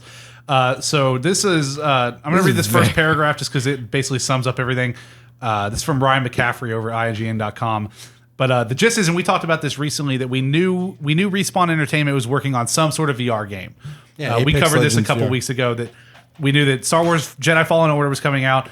Apex Legends had taken over whatever development time would have been going to Titanfall 3, but that they had one other project going that was a VR title, and now we know what it is.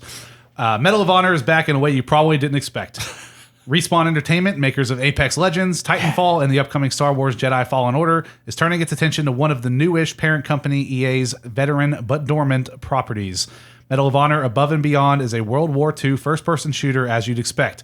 But what you probably would not have imagined is that it's a VR game that's exclusive to Oculus Rift and is in fact published by Oculus Studios. Weird. Its release date for now is the very vague 2020. The new Medal of Honor takes place over 3 acts made up of mini missions each, and the Respawn team says that campaign lasts 10 to 12 hours, which is a lot by VR standards.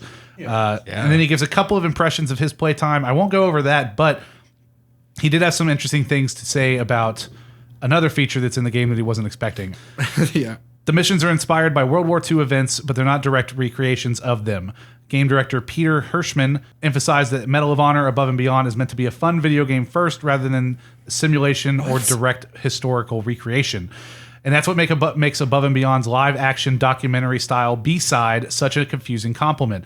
As was a tradition in the early Medal of Honor games, Above and Beyond includes real-world, unlockable World War II content. Oh, fuck yeah. But where it might have been a photograph scanned into a bonus menu in the old games, here Respawn has laudably gone much, much further.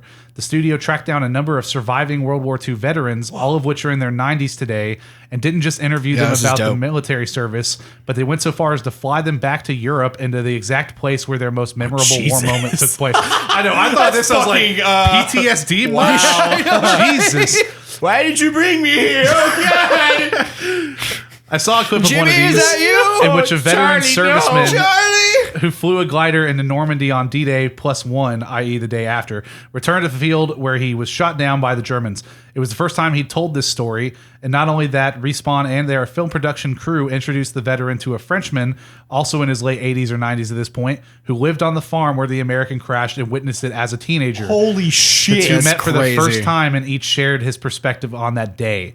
So that's the level of like the in-game documentary style clips that are included in here. That's cool. And basically Ryan goes on to say, like, I don't want to say that this wasn't like interesting because it is. Yeah. But he said it's the first time where he's played a game and he's like, the game was fine. I'm really way more interested in like the unlockables that are happening in here just because of like how authentic everything was. Mm-hmm. And it's pretty crazy. Like that sounds pretty intense. Yeah, that's definitely in depth. Like, Yeah, so apparently those are the level of unlockables you'll be seeing in this game, and I can only imagine how much more intense it is considering, again, this is a VR title, so like you are so never gonna immersed, play this. Yeah. and That's like the you're sad watching thing. this, and Yeah, I you're like, wish it would just come out on PSVR because I would I'm totally gonna have to watch these videos download like it. on YouTube or But something. yeah, like how immersive it is as well. One of the things you mentioned about an interesting gameplay mechanic was that like if you have a grenade, you can hold it up to your mouth and pull the grenade pin out with your mouth and then throw it. yeah, a lot of games are doing things like that because you remember when you tried Blood and Truth, or not Blood and Truth, the prequel-ish thing to Blood and Truth that's on the PSVR Worlds. There's a moment where you're sitting in a bar and you can pick up a cigar and a lighter and light the thing. And then I was like, Ethan, blow in. Or like, suck in. He's like, I'm not doing that. You're going to make me look stupid. I was like, no, seriously, suck it. He's like, And you see the ember. yeah, Yeah. and it lights up and he blows out smoke. fucking- He's like, oh! And there's another moment too where you could like pick a cup up in the car Yeah, you're and driving, tip it, yeah. like the suck out of a straw, and you hear the Oh, salt and the really? sound. Okay. Of it. Yeah, so there's a lot of interesting things like that to do. See, in that was VR, the first but- time I'd ever heard anything like that. Yeah, But- it's pretty neat. But yeah, so now we know what Respawn's doing, and we know it sounds pretty crazy. And I mean, I personally, I think again, this goes back to what I've talked about before, where it's like some of the most interesting things you're going to be able to do with VR are not video games. Yeah. It's like all these It's gonna other be these weird applications. immersive experiences. Yeah, so that's cool. Seems like they're putting a lot of effort into that. And again, with it coming out in 2020, who knows what could happen by then? Obviously, it's going to be Rift exclusive for a while with it being published by Oculus. But who knows if that's not something where maybe they have a deal where it's like, oh, any VR version is going to be here, but maybe they do a non-VR version eventually because it's still just a first-person shooter. Like Right. that's the easiest thing in the world to port to where you don't. We've been playing first-person shooters without headsets. Yeah, if anything, for it'd be 25 years harder now. to make it a VR game. Yeah. All right, next up. 2K Games seems pretty happy with Borderlands 3's performance. Yeah, not surprising. Yeah, but Yeah, they we would got with a, all that money they're making off 2K20. Yep. We got a press release from 2K.com. Most of this is just what you can imagine a press release sounds like when a bunch of people are patting each other on the back. But there's a couple little tidbits in here. Within its first 5 days of launch, 50% more consumers purchased Borderlands 3 versus sales of its predecessor, Borderlands 2, making the title the fastest selling in 2K's history, as well as the highest selling title for the label on PC in a 5-day window. Let's see. In addition, Borderlands 3 has sold in more than 5 million units in its first 5 days, leading the Borderlands franchise to generate more than $1 billion in net bookings and becoming the second franchise in 2K history to achieve this milestone. Some of those firsts are pretty big just because you got to remember 2K makes the NBA 2K games, and those games are enormous. That's one of those games where it is always in the top 10 games of the MPD every month on every platform up until the very moment where the next year's one comes out. And then it's at number 1 for a while, and then it's never leaves that top 10. God So damn. those games are always generating money. They're full of microtransactions these days. So for Borderlands 3 to come out and within just 5 days beat those records, that's big for 2K. Like, and as much as I shit on Borderlands, well, maybe not on the podcast so much, but I'm not a big fan.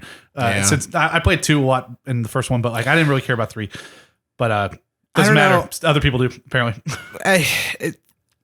I was on the hype train for Borderlands 3 for a while. But then like when Borderlands 2 got released on, PlayStation Plus, and I started to play it again, and I was just like, yeah, I remember why I never beat this. The background on your phone right now. Yeah, I know. I just never changed it. The artwork is cool. Yeah, the sure, whole style is is. cool, Sure, but it's Gears again, where it's like this is a last exactly. gen It's the series same game, yeah. where like so many other things have come out and done it better. Right. Like honestly, the first thing that comes to mind when I think of Borderlands and Gears is The Division. Yes, Where that's it's like exactly what I was they do. thinking. Both of those things so much better. Do you know what's funny that you said that? We'll get into this later about and watches, but that's how I feel about Tomb Raider.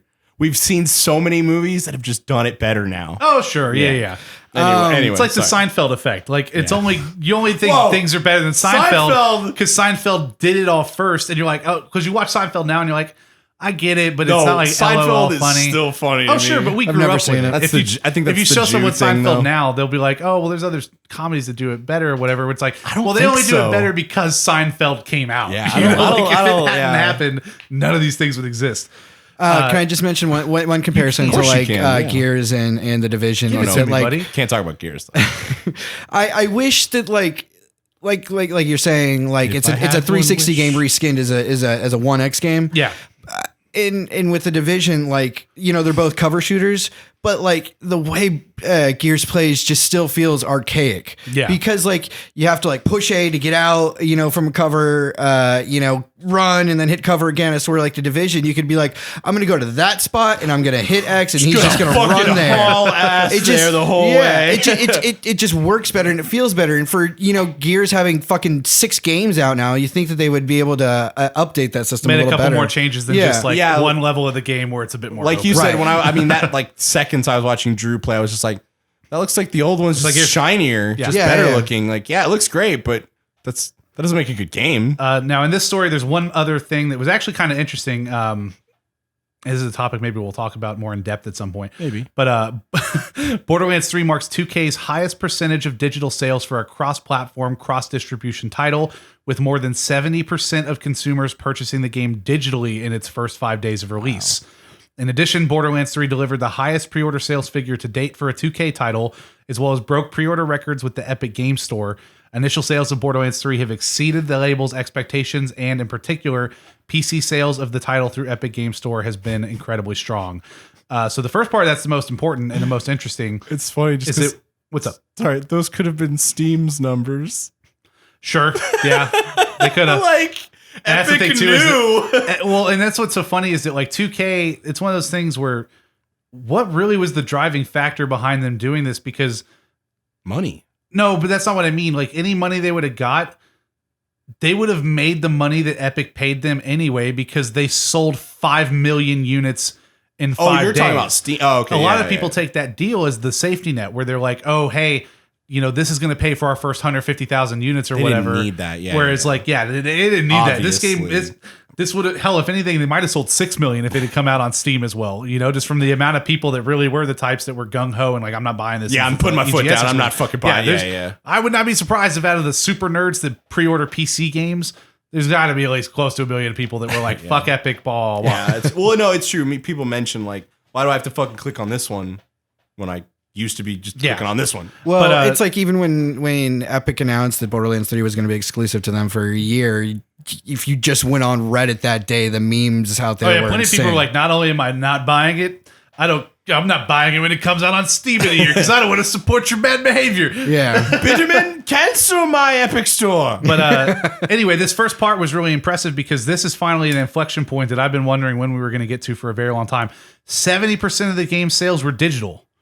Only 30% were physical, like in-store box sales. That doesn't surprise me.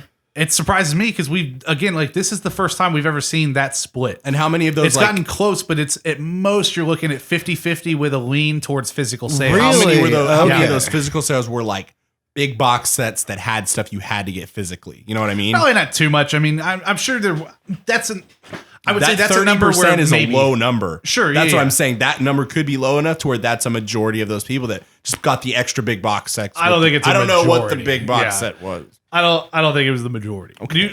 Sure. Because they're so limited that like Well, 30% already not the majority. 30% would be what 1.5, 2 million, because 2 million would have been Why are you looking at me like I'd fucking know that? about 1.5 million. Yeah, 1.5 million of the 5 million sales would have for that to be the 30%. Sure. I don't think they make a million of like the special editions just because they're expensive to produce. You don't know if you're going to sell. Don't that use your many. math against me.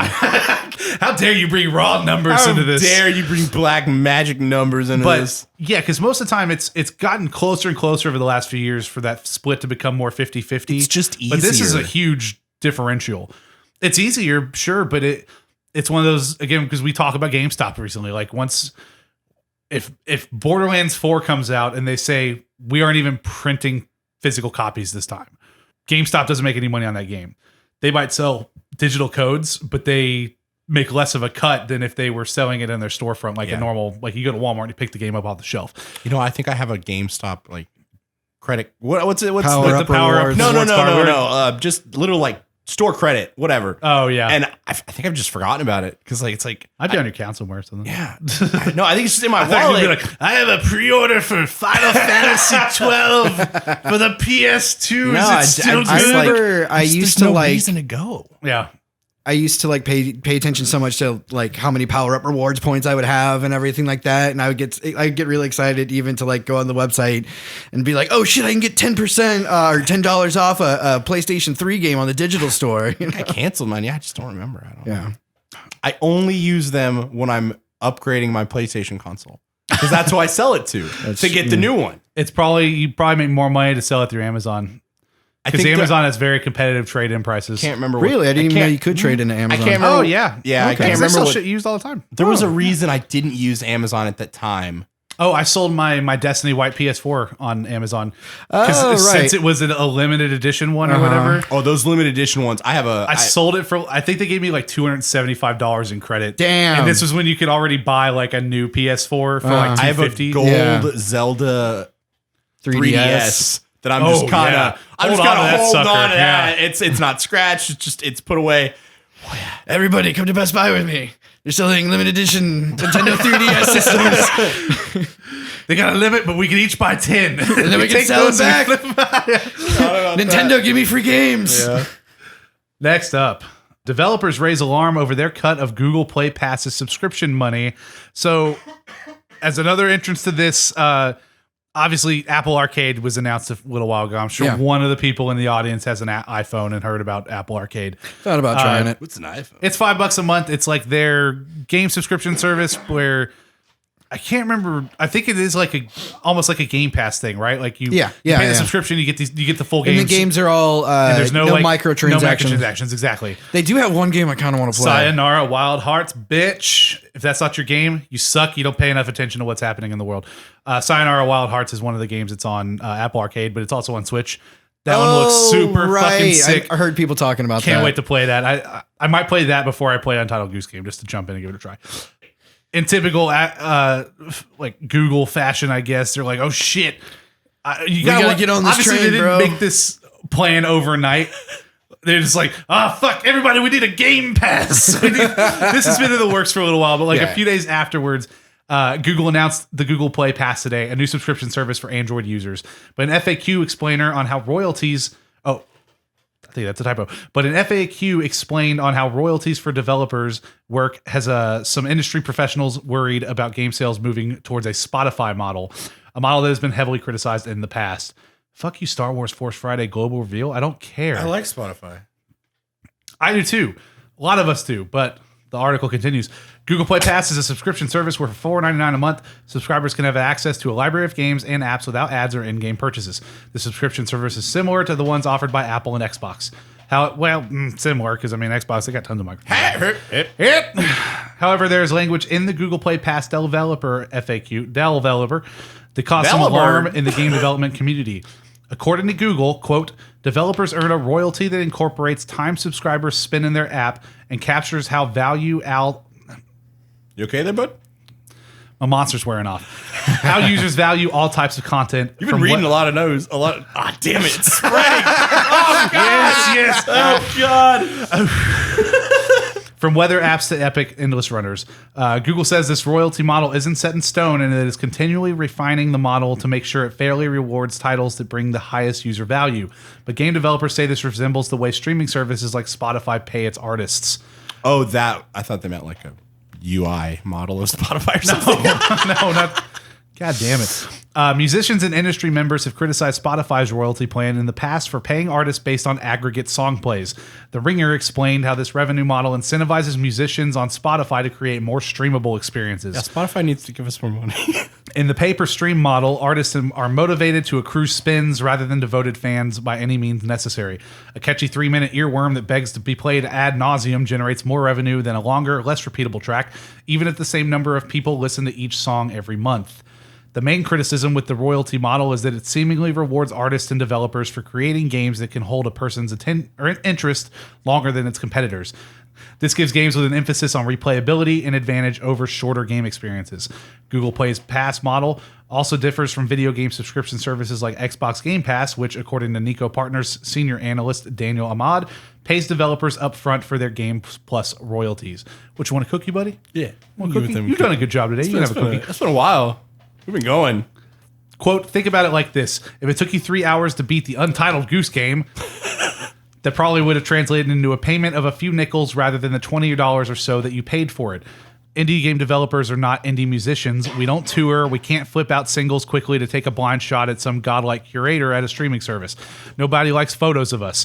This is not a future that finds a new equilibrium. Let's see. Quote, I mean, this is honestly a terrifying continuation of the model that has shaped games into mostly roguelikes in multiplayer games, Vlambeer co-founder Rami Ishmael said to IGN over Twitter. If engagement becomes money, then grinding, addictive loops, and infinite gameplay becomes the best ways to earn money. Ishmael says that this kind of model can set a bad precedent for game development. Quote, if developers get paid for engagement, the only model that makes sense is to maximize the time people spend in the game or the number of times people have to check the game artificially if necessary.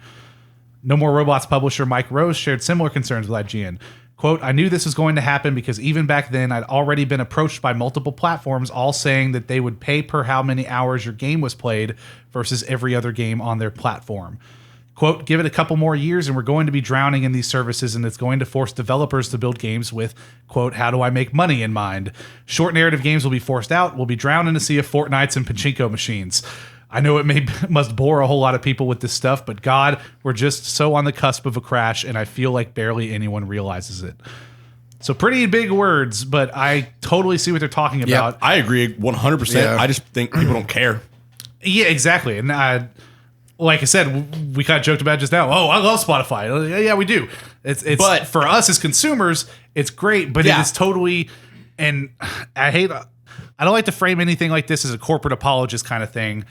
But eventually, it's like that talk when we were talking about the controversy with Epic Games and everything, that it makes sense for some of these developers to take a check from Epic because that's like a safety net for them. And obviously you could say, a paycheck, maybe you don't have to make games if it's not working. There's other industries that you could put those skills in. You could go be a programmer for some other huge mega company that also doesn't give a shit about you or whatever. But but that's not, that's not what their passion is. Yeah, it's your dream. Yeah. It's your whatever. And there's just so much crap everywhere now. And these services, Google Play Pass included, curate some of that stuff.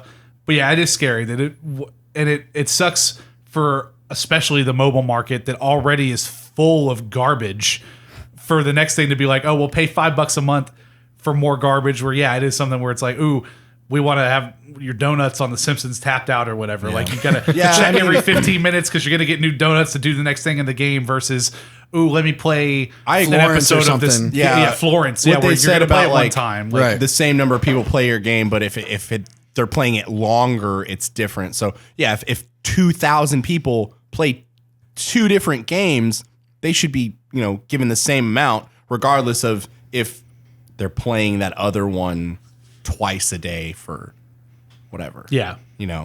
Because maybe one's like a solo story or something. That's Exactly, really good. yeah. Like, Yeah. fuck you guys. Yeah, and at the same time, I think that also means like, well, I mean, go to Apple.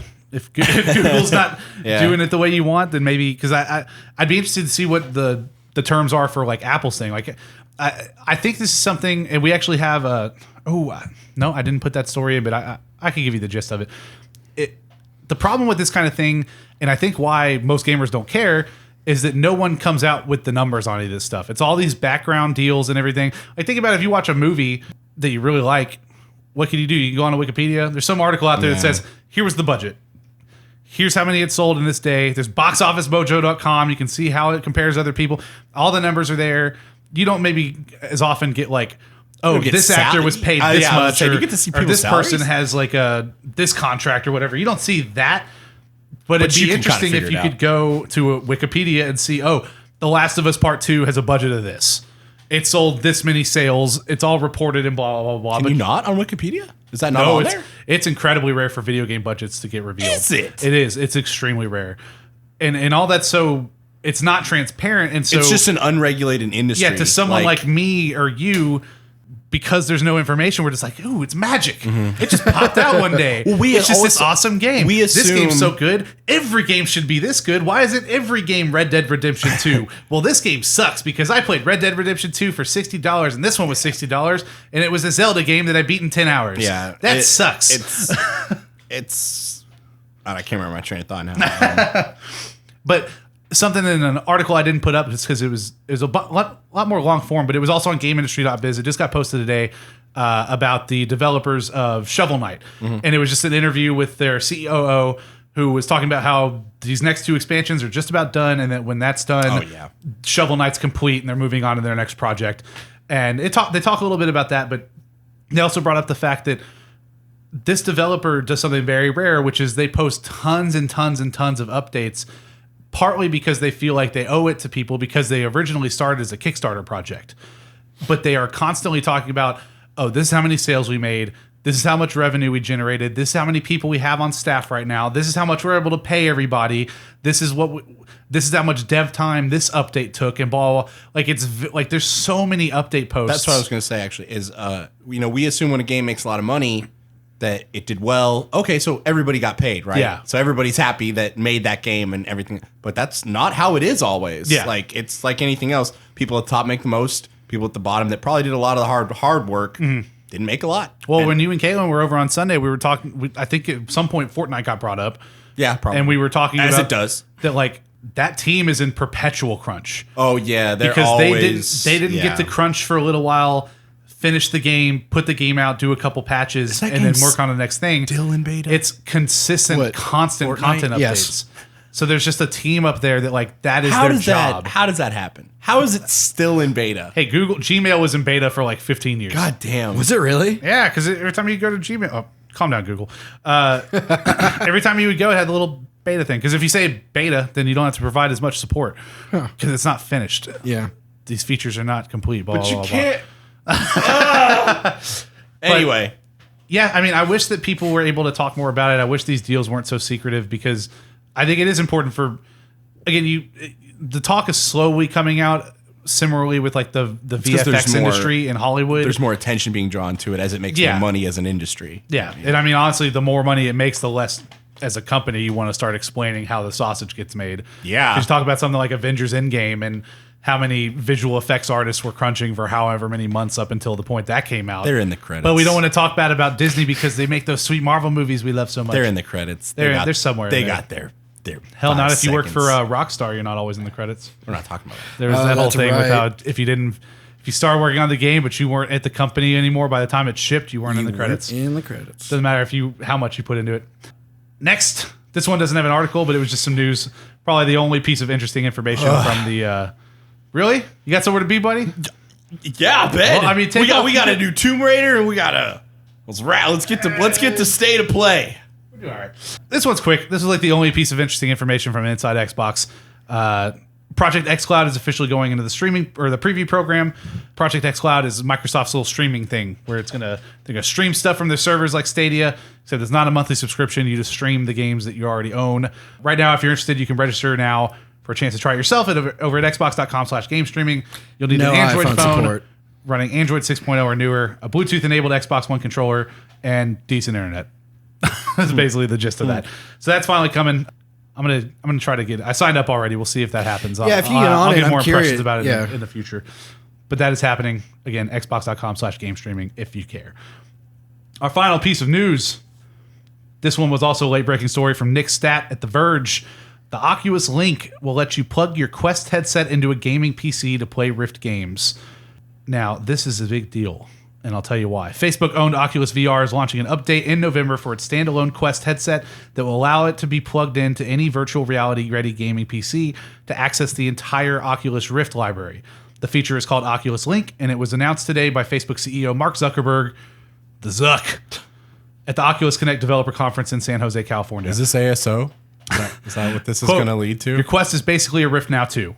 Zuckerberg told the crowd during the conference's keynote address.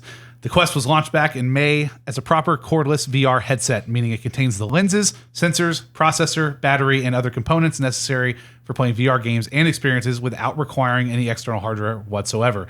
This is one we were talking about where it's literally just the headset. That's the whole thing. You put it on. And the wands. You ain't got no cable sticking out. Yeah, you got your controllers, but that's it. You don't need a computer. It's all in the headset. Zuckerberg says that Oculus is selling Quest as fast as we can make them. But one big limitation of the Quest is that its lower-end processor and battery-dependent power source limits the type of VR experiences it can run. That could change with the Oculus Link. Zuckerberg says that the feature will support most USB-C cables, so you can use the cable that comes bundled with the Quest to charge it, for instance. So long as you have a gaming PC with the minimum specs requirements outlined on Oculus's website, you'll then be able to access the most graphic-intensive VR titles. Sorry, SAO. Is this SAO? What is SAO? Sword Art Online? No. Oh. I don't think there's a Sword Art Online. Well, there's probably a VR one, but I don't know that's not what they're talking about. I'm not going to get trapped in my computer like I want. Oh, no. You mean like dot hack? Yeah. It's the same thing. Yeah, Just turn off the terminal. What's the terminal? Yeah, so that's fucking cool, man. Yeah. Basically, that just says, if you invest in that Quest, then you've also got the option of plug it into your PC now, which I'm honestly makes surprised me it wanna didn't get a launch with Quest it. But now. yeah, that's really fucking cool. It's still not going to look quite as good as a regular Rift just because I think the screen resolution's a little lower. Yeah, and I don't think it looks as good as a PSVR, right? I think PSVR is a little bit better. Well, so the screen is probably pretty similar. Okay. The PSVR just looks better as far as the graphical fidelity of the games. Oh, just because okay. again, it's a PS4 powering it versus whatever's in the Yeah, headset. okay. But this means that if you have a 2080 Ti and This thing fucking will- awesome yeah. CPU or whatever, it'll look as good as it could. It'll just be slightly lower resolution because of the screen. Right. But yeah, that's a cool little VR update for Oh, you. yeah. And yeah, the Quest does sound super cool. And now it sounds even cooler. All right, finally, Ethan, we're getting into the state of play. All right. Do you want to tell people what the state of play was? PlayStation's Nintendo Direct. Yes, that's exactly what it was. And it was like the best iteration of that they've done, or Yeah. that anybody's done. The last couple, the first two, because this is the third time that PlayStation's done a state of play. They haven't been happening quite as often as we thought they were going to, but that's fine because this one was packed and it had no fat. It was great. Trim. Yeah, it was good. So we're going to quickly run through everything that Sony announced during State of Play. The first of which, New Call of Duty was on that. Sorry. first of which was a cool looking game called Humanity, a weird looking puzzle platformer physics simulation thing featuring hundreds of on-screen humans and is being developed by THA Limited and Enhance. Enhance being the studio behind Luminous's Remaster, Tetris Effect, and Res Infinite. Humanity is going to release in 2020 for PS4, and it's also going to have PSVR support.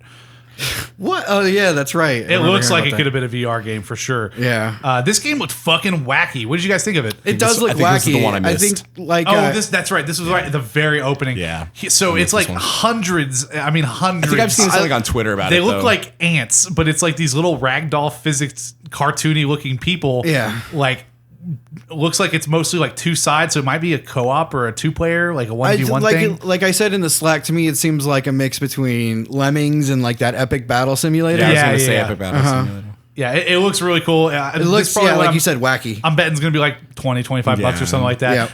When I And saw if it it's was from PSVR, the Tetris I'm going to Effect try it people, out. like I'm down. Well, so I think Enhance is just helping to complete the game because I did a little research on this Okay. because I hadn't heard of THA before. Okay. When you go to THA Limited's website and their Twitter and stuff, it looks like they've been developing this game since at least 2016 because they've got assets that went up on December 2017 on their website. And it's got like a lot of photos and like screenshots of the game. Yeah. And then a couple of like early prototype videos that they yeah. have unlisted on their YouTube channel. So it looks like Enhanced just might be coming in and polishing it up and getting it to a stage where it's like a game that can go out. I'm sure they're going to have I'm sure they had some hand in the VR support.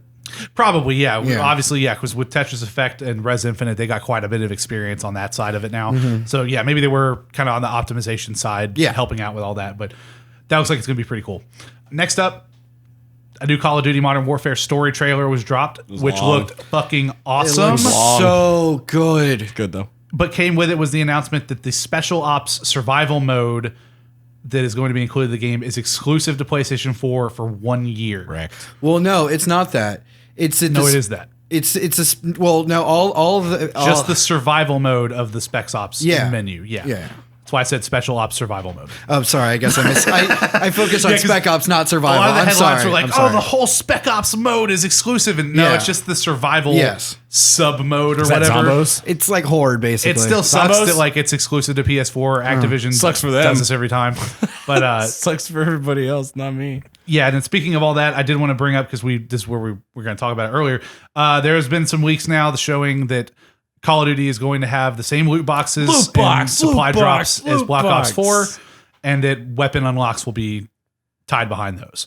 So instead of having just in-game progression and stuff like the Modern Warfare games we remember, So- the only way to get new guns is to get them in these supply So drops. it's not going to be like the beta. The beta is No, not at all. Of course not. That's what I was telling Drew. It's never the way you think it is from the stuff they demo. Why would you There's even do always that? Some shit smeared all over it for Why launch. would you even have it that way? Because Why would they you know they're- show it? because they're to get Activision. people like me their hopes up. to trick Drew? Yes. To make Drew think maybe it's going to be Like, it was different this so time. easy. I wanted change. I thought I got like change. a bad It relationship. was so easy Like, to get the gun that I wanted to play with, like for the whole game. And Nope.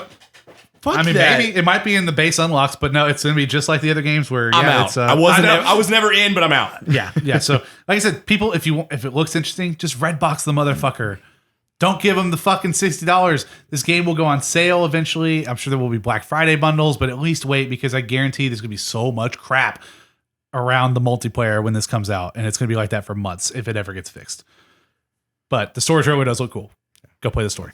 Campaign. Next, Watam, created by Keita Takahashi, known best as the creator of Katamari Damacy About and 823. Nobi Nobi Boy. What's up? It's about 8:23. What time? What time is it? A game studio Phenomena. Come on, let's give some respect to the game studio name. Phenomena. Classic Ethan. Phenomena. No, mine was better. Phenomena. I also like that studio a lot. They made some cool Da-da-da-da-da. This game is also going to be published by Annapurna. It's coming out December 2019, and it looks just as wacky and stylish as you'd expect. So the biggest thing I remember from the trailer is there's a toilet that puts poop into itself. Yep. I thought that was I fun. missed that. I wasn't looking. And I think there was an ice cream cone that like picked the ice cream up off of its cone. saw there and was like a stuff. strawberry that just like ate something, and I was like, No, what it was the? like Yeah, it it looks was like crazy. a big mouth ate a Yeah, strawberry. I Yeah. don't know what it is, but you should go watch the trailer. And again, if you've ever played Katamari Damacy, Yeah. you know that you're just going to buy this game. Yeah, the anyway, instant I so- saw it, I was like, Travis is gonna get this. Oh, Like, I was I was like never freaking into out the whole Slack. I Katamari was just series. like, this La, is la, my la, shit. la, la, la, la. Even like from the Humanity trailer, you were just like, "Fuck yeah, Sony's doing weird shit again." Oh yeah, that was my first thought. Was, ooh, this is like that fucking PlayStation 3 era weird shit with that the I duck, love. the duck game and shit. Fuck yeah. Next, Rubber we ducks. had a or trailer whatever. for Arise, a simple story developed looks by good. Barcelona-based studio Piccolo and published by Techland, which is coming to the PlayStation 4 on December 3rd. Title has also been rated for PC, trying so to it's think. likely to arrive on that platform as Dragon well. Ball Z joke, Piccolo. but I couldn't. So what I wrote that I thought the game looks like is apparently not what the game is like at all, but I'm going to go ahead and read it anyway. The game looks to be a puzzle platformer where you play as an old man traveling across vast landscapes with a visual style very similar to Journey. So the last part's correct. You do also play as an old man, but apparently there's another character that they don't show a whole lot in the trailer. But And, it's the one they show in the like the game art, the one where he's like holding hands. I think so. Is it Maybe. still a puzzle platformer?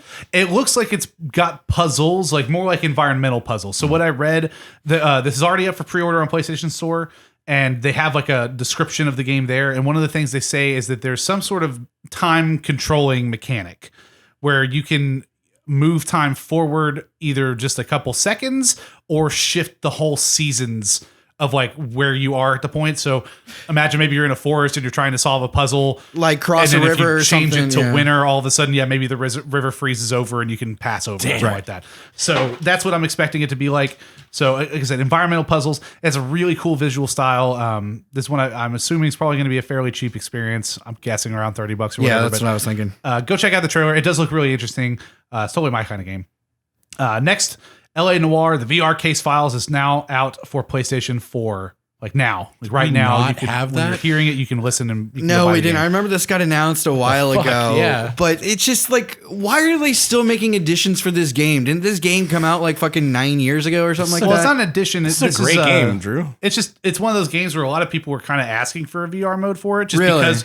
Well, when it first came out, what a big deal about the game was how good the motion capture was for Yeah. faces and stuff, and it is. It's a kind of fun thing where like, game. ooh, I want to be across from you and actually like picking up the micro expressions and stuff and Okay. try to figure out if you're lying or anything. Yeah, so the VR case files, it's not the full blown LA Noire. It's just It's just a few select It's like missions, right? some select cases. It's a streamlined version of the full campaign, and it's got like just a subset of the more popular ones. probably the Black Dahlia stuff. And Yeah. So that's out now. You can give that a try. That came out on PC in December 2017, so it actually took quite a while to get ported over. yeah, Oh, okay. I thought this was like a fresh thing. No, it's been on PC for a little the while. VR has been out, for a while, but the game itself has been. It's Next, we got a PlayStation VR sizzle reel with a bunch of other titles just after they showed LA Noire. Gorn is coming out winter 2019. It's a physics sim-driven gladiator simulator. Aspire 1 VR Operative, which looks the coolest out of all these, is coming sometime in missed that one. September. yeah. I have to go back and watch. And it's a stealth-based shooter, so it looks like you're playing like a robot or something, and it's almost like first-person Metal Gear looking stuff. So it's like almost reverse super hot. Yeah, kind of. I guess so. Yeah. Hot super. We also got Super a cold. Stardust Odyssey, which out of all of these, it was the only one I couldn't find any fucking information on. But I think it's just because the name is just so generic. It looked like a rail shooter where you're in some sort of like super colorful, stylized cockpit of some sort, and you're just shooting stuff. Yeah. Explosions, particle effects. That's going to come out this winter.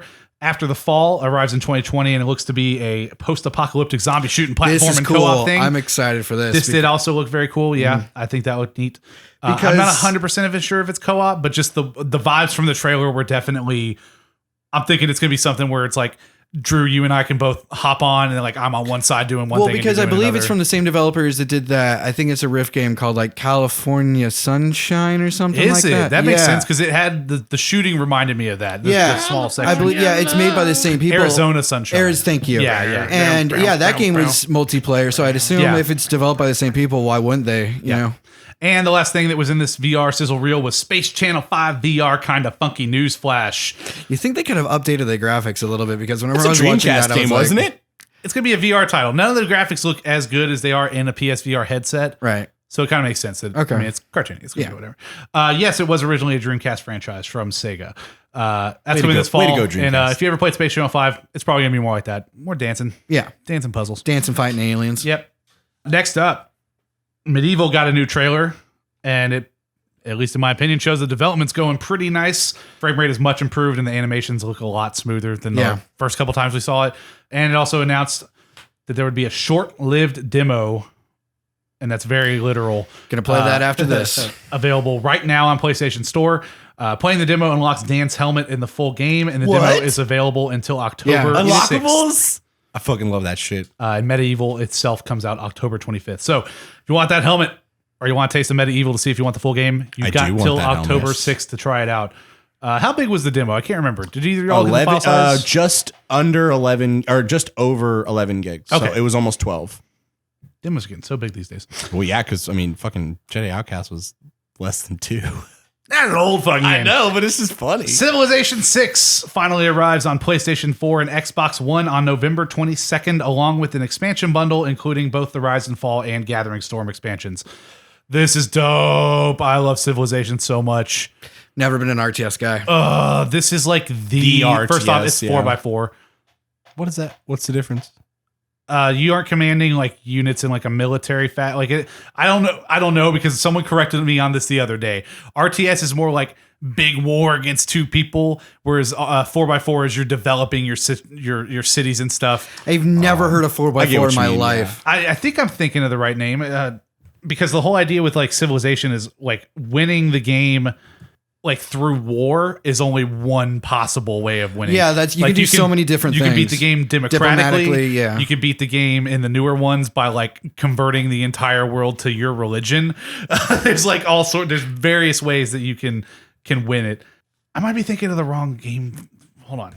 4x4 game genre. What? I got a I'm 4x4 for you. Sorry, 4X is a genre of strategy-based video and board games in which players control an empire and explore, expand, exploit, and exterminate. So that's the difference between a standard RTS. Okay, so standard RTS, you're just blowing the shit out of each other. Exactly. I don't think But yeah, so, Civilization's really fucking good. I wish this had a demo or something. I don't know. Civ, I joked with you, Ethan. I tell people this all the time. This is the ultimate game where you're like, I'm going to play one more turn. And then before you know it, another 8 hours has gone by. Yeah, you mentioned and you're that. losing, but you can't stop playing because you know you can turn around soon. You just know you're going to be able to figure it out. Can't. I've only won like one game of any Civilization game I've ever played. It's good stuff, though. You should try it out. Next, we got some hot new clips of Death Stranding alongside the announcement of a limited edition PlayStation 4 Pro bundle that's launching on November 8th alongside the game.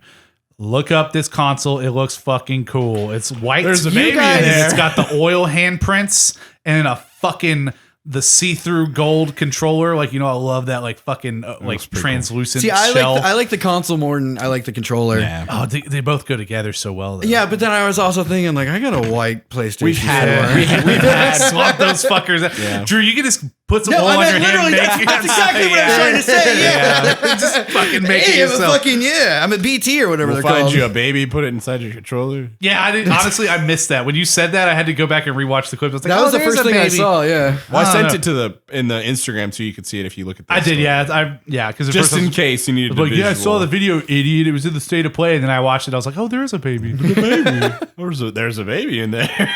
Next, After Party from Night School Studios, the guys that made Oxenfree. That's their only other game that they've made. So it's coming to PlayStation 4 and Xbox One in 2019. Two best friends die and go to hell, and their only way to escape is to beat Satan in a drinking game. I love this premise. Yeah, it sounds pretty and the art style looked really fucking cool. I'm excited to see how the game what you play it even is. Oxenfree? No. It's on Switch, and I think it might be on Game Pass on Xbox. Okay. It's another one that it's like a 3-hour thing. Okay. You can beat it fairly quickly. It's awesome. I loved Oxenfree. It was Okay. one that I don't know. And it's made by the same people that are making game. After Party? Yeah, and it's Okay. very much the same style. Like you'll notice right away from watching the After Party trailer, Yeah. if you play Oxenfree, that like the speech bubbles are the same. Right. It looks like it's that exact same engine. Okay. But they're just telling a new story. Yeah. Which is Very similar cool art because style, I think that means that this is a studio where it's like they've got like a formula and it's clear they've got interesting ideas, so they can just kind of pop these out in this Yeah. engine, like whenever they have a cool idea Yeah. that they want to capitalize wouldn't on. even want to open it. I know that's the problem with those limited editions. You're just like, I just want to be on my shelf forever. But yeah, After Party looks really fucking cool. Go watch that trailer. It looks super funny. Yeah. And Oxenfree also had quite a lot of comedy in it. But yeah, I'm very much looking forward to that. Okay. Glad it's coming out this year because this year's almost over, which means I don't have to wait that long. Next, we got some announcements early for your PlayStation Plus games for October 2019. They're going to be MLB The Show 19. And The Last of Us Remastered. Ethan, Shut play The the Last of Us, fuck up. goddamn it. Play The Last of Play The Us. Last of Shut Us. the fuck Jesus Christ. You and your just like... How many times can I see Joel's daughter die in the beginning? Maybe if you had just finished the fucking game in the Just first place. Put it on baby back bitch easy mode and get through it for the story. Is there a story mode? I think there is. I think it might be one that has like an explorer difficulty or something. God. Fuck you, Game's Drew. so Finish good. Yakuza. Finish like any of the games in your backlog, you bitch. Y'all should both play a game every once in a while. I played like 3 different games. You'll be able to grab both of those games on October 1st. And also, don't forget, you still have until September 30th to grab Batman Arkham Knight and Darksiders 3 if you've not done that yet. And then finally, the reason we all watched State of Play was because we were pretty sure we were going to get some news about The Last of Us Part 2. And we did. We got a new story trailer that was sick. And a release date of February 21st, 2020. Lesbians. Dude, it looks so good. Yep. I'm very I am excited. Swear to So God, I excited. thought Joel was dead. How would you fucking know? You never finished the goddamn That's game. not the point. That's just I what thought he happens in died. video Yeah, games, they man. split up People at die. the end. I No, figured, and even then, when people were so like figured freaking out, like just- Joel's still alive. Like I'm pretty sure from the first trailer that they showed us, or even the teaser trailer. Yeah. you know I when think there is, yeah, there's still like a top. Ellie is playing the guitar and he Yeah. like walks in, he's like, "Are you sure you really want to do this or whatever?" Well, because the worry and what people are still trying to figure out if it's like a bait and switch in a couple of moments in this trailer. If you look really close, If it's like a But memory that or something. He might. Well, not that it's a memory, but he might. She's either hallucinating him, and he's already dead, or that like he's like like just not really there. It's one of those things. And there's moments like if you watch the trailer really close and the way it's cut, you kind of figure out a couple of things. But we'll see. A lot remains to be seen. Who cares? I care. It's a good fucking. The first game's good. I don't Pretty sure know. the second game's I good. don't want him to be. It's like, Naughty that Dog. Would, They're a premier PlayStation studio. that would bum me out if he was in her head. I want him to be real, and I want to see I want to see the conflict from the ending. Yeah, of the but first Joel's one. a bad dude. He's definitely dead. He's probably dead. Or if not, he's gonna die. I bet he's dead. Oh, I think he's gonna die too in this one. I bet she's gonna have to watch too. All right, here's my prediction. Okay. It's gonna be gruesome. I think one of the first things that happens in the game is you watch him die. Yeah, that would make the most sense. The fireflies capture him, and then that's the scene in the trailer where Ellie's being held down Fireflies, those are because we tiny think little it's her little bugs. girlfriend Yeah, that you're gets picked right. up. She has different clothes on when she's being held down in the basement than when she's walking through the snow, and she's not wet or anything either from like Yeah. the snow melting. Pretty sure like very early on in the game, Joel Yeah, gets they're gonna murdered start in front it- of her, they're and gonna that's start it really the crusade that she's Right on. as like the beginning And of the she's gonna first go one after, like, does. all Yeah, of them. like he went through a bad experience that turned him. She's gonna go through a bad experience that Think she picks up a little girl at the end or something, or a little boy? whatever. Fuck. Joel Jr. That'd be a little on the nose for like Walking Dead, and then also She the finds a first one. grown-up version of Sam, Nathan Drake's daughter from the end of Uncharted 4, Oh, dude, spoilers. and they go on a journey together. Chloe, that would be sick if Uncharted and The Last Aren't of they? Us are the Well, same there's universe. reference to them being in the same universe, but there's no like official connection. I called it right now. That's what it is. Anyway, guys, that's all of the news. Yep. I know it was a long one. Ethan, I know you're tired. No, I'm not really tired. I just want to get. You just want to get into a White Claw, huh? Just want to get home and get to bed so I can wake up. I know it's gonna be a late one. It's 8:38 already. That's fine. We got another podcast that's to actually record. pretty good. Yeah. That should be the only one. Well, should be the other podcast, I think we can get done in about 30, 40 minutes. Oh, probably about an hour. Not if I have anything. to Hour, say maybe about it. hour 20, something. We'll see. Well, folks, Okay. what'd you think about the episode? Yeah, it was about. How'd you like it? Let us know. You got Leave a something to voicemail. say? Yeah, Chuck, you sack of Give shit. us $1. Come at me, bro. He's God. calling you out, man. You got to do it. Give us $1. Yeah, throw in $1 and reparations. Oh, by the way, That's what we'll call that dollar. Moneybag Bear was in Spyro. Oh, did you look that up? Is Yep. that what you're on your phone? Okay, so we need a professional grade Photoshop of the what'd you say, the Moneybag Bear? Moneybag Bear. That's not his Moneybag name, Bear. but if you Google Moneybag Bear Spyro, you'll find it. Yeah, if you're willing to do it, leave us a comment. We'll send you a nude photo of Ethan that you can repurpose. into your Oh, it's Photoshop. great. I will not. Well, we don't need you to. I just need to tell Kate when I need it. Yep. She won't do that. Oh, Sure she will. You will love it. She won't do that. You'll love it. You won't love it. I promise. You'll be very dissatisfied. Thanks again, guys, for listening to episode 17 of the Absent Minded Podcast. As always, you can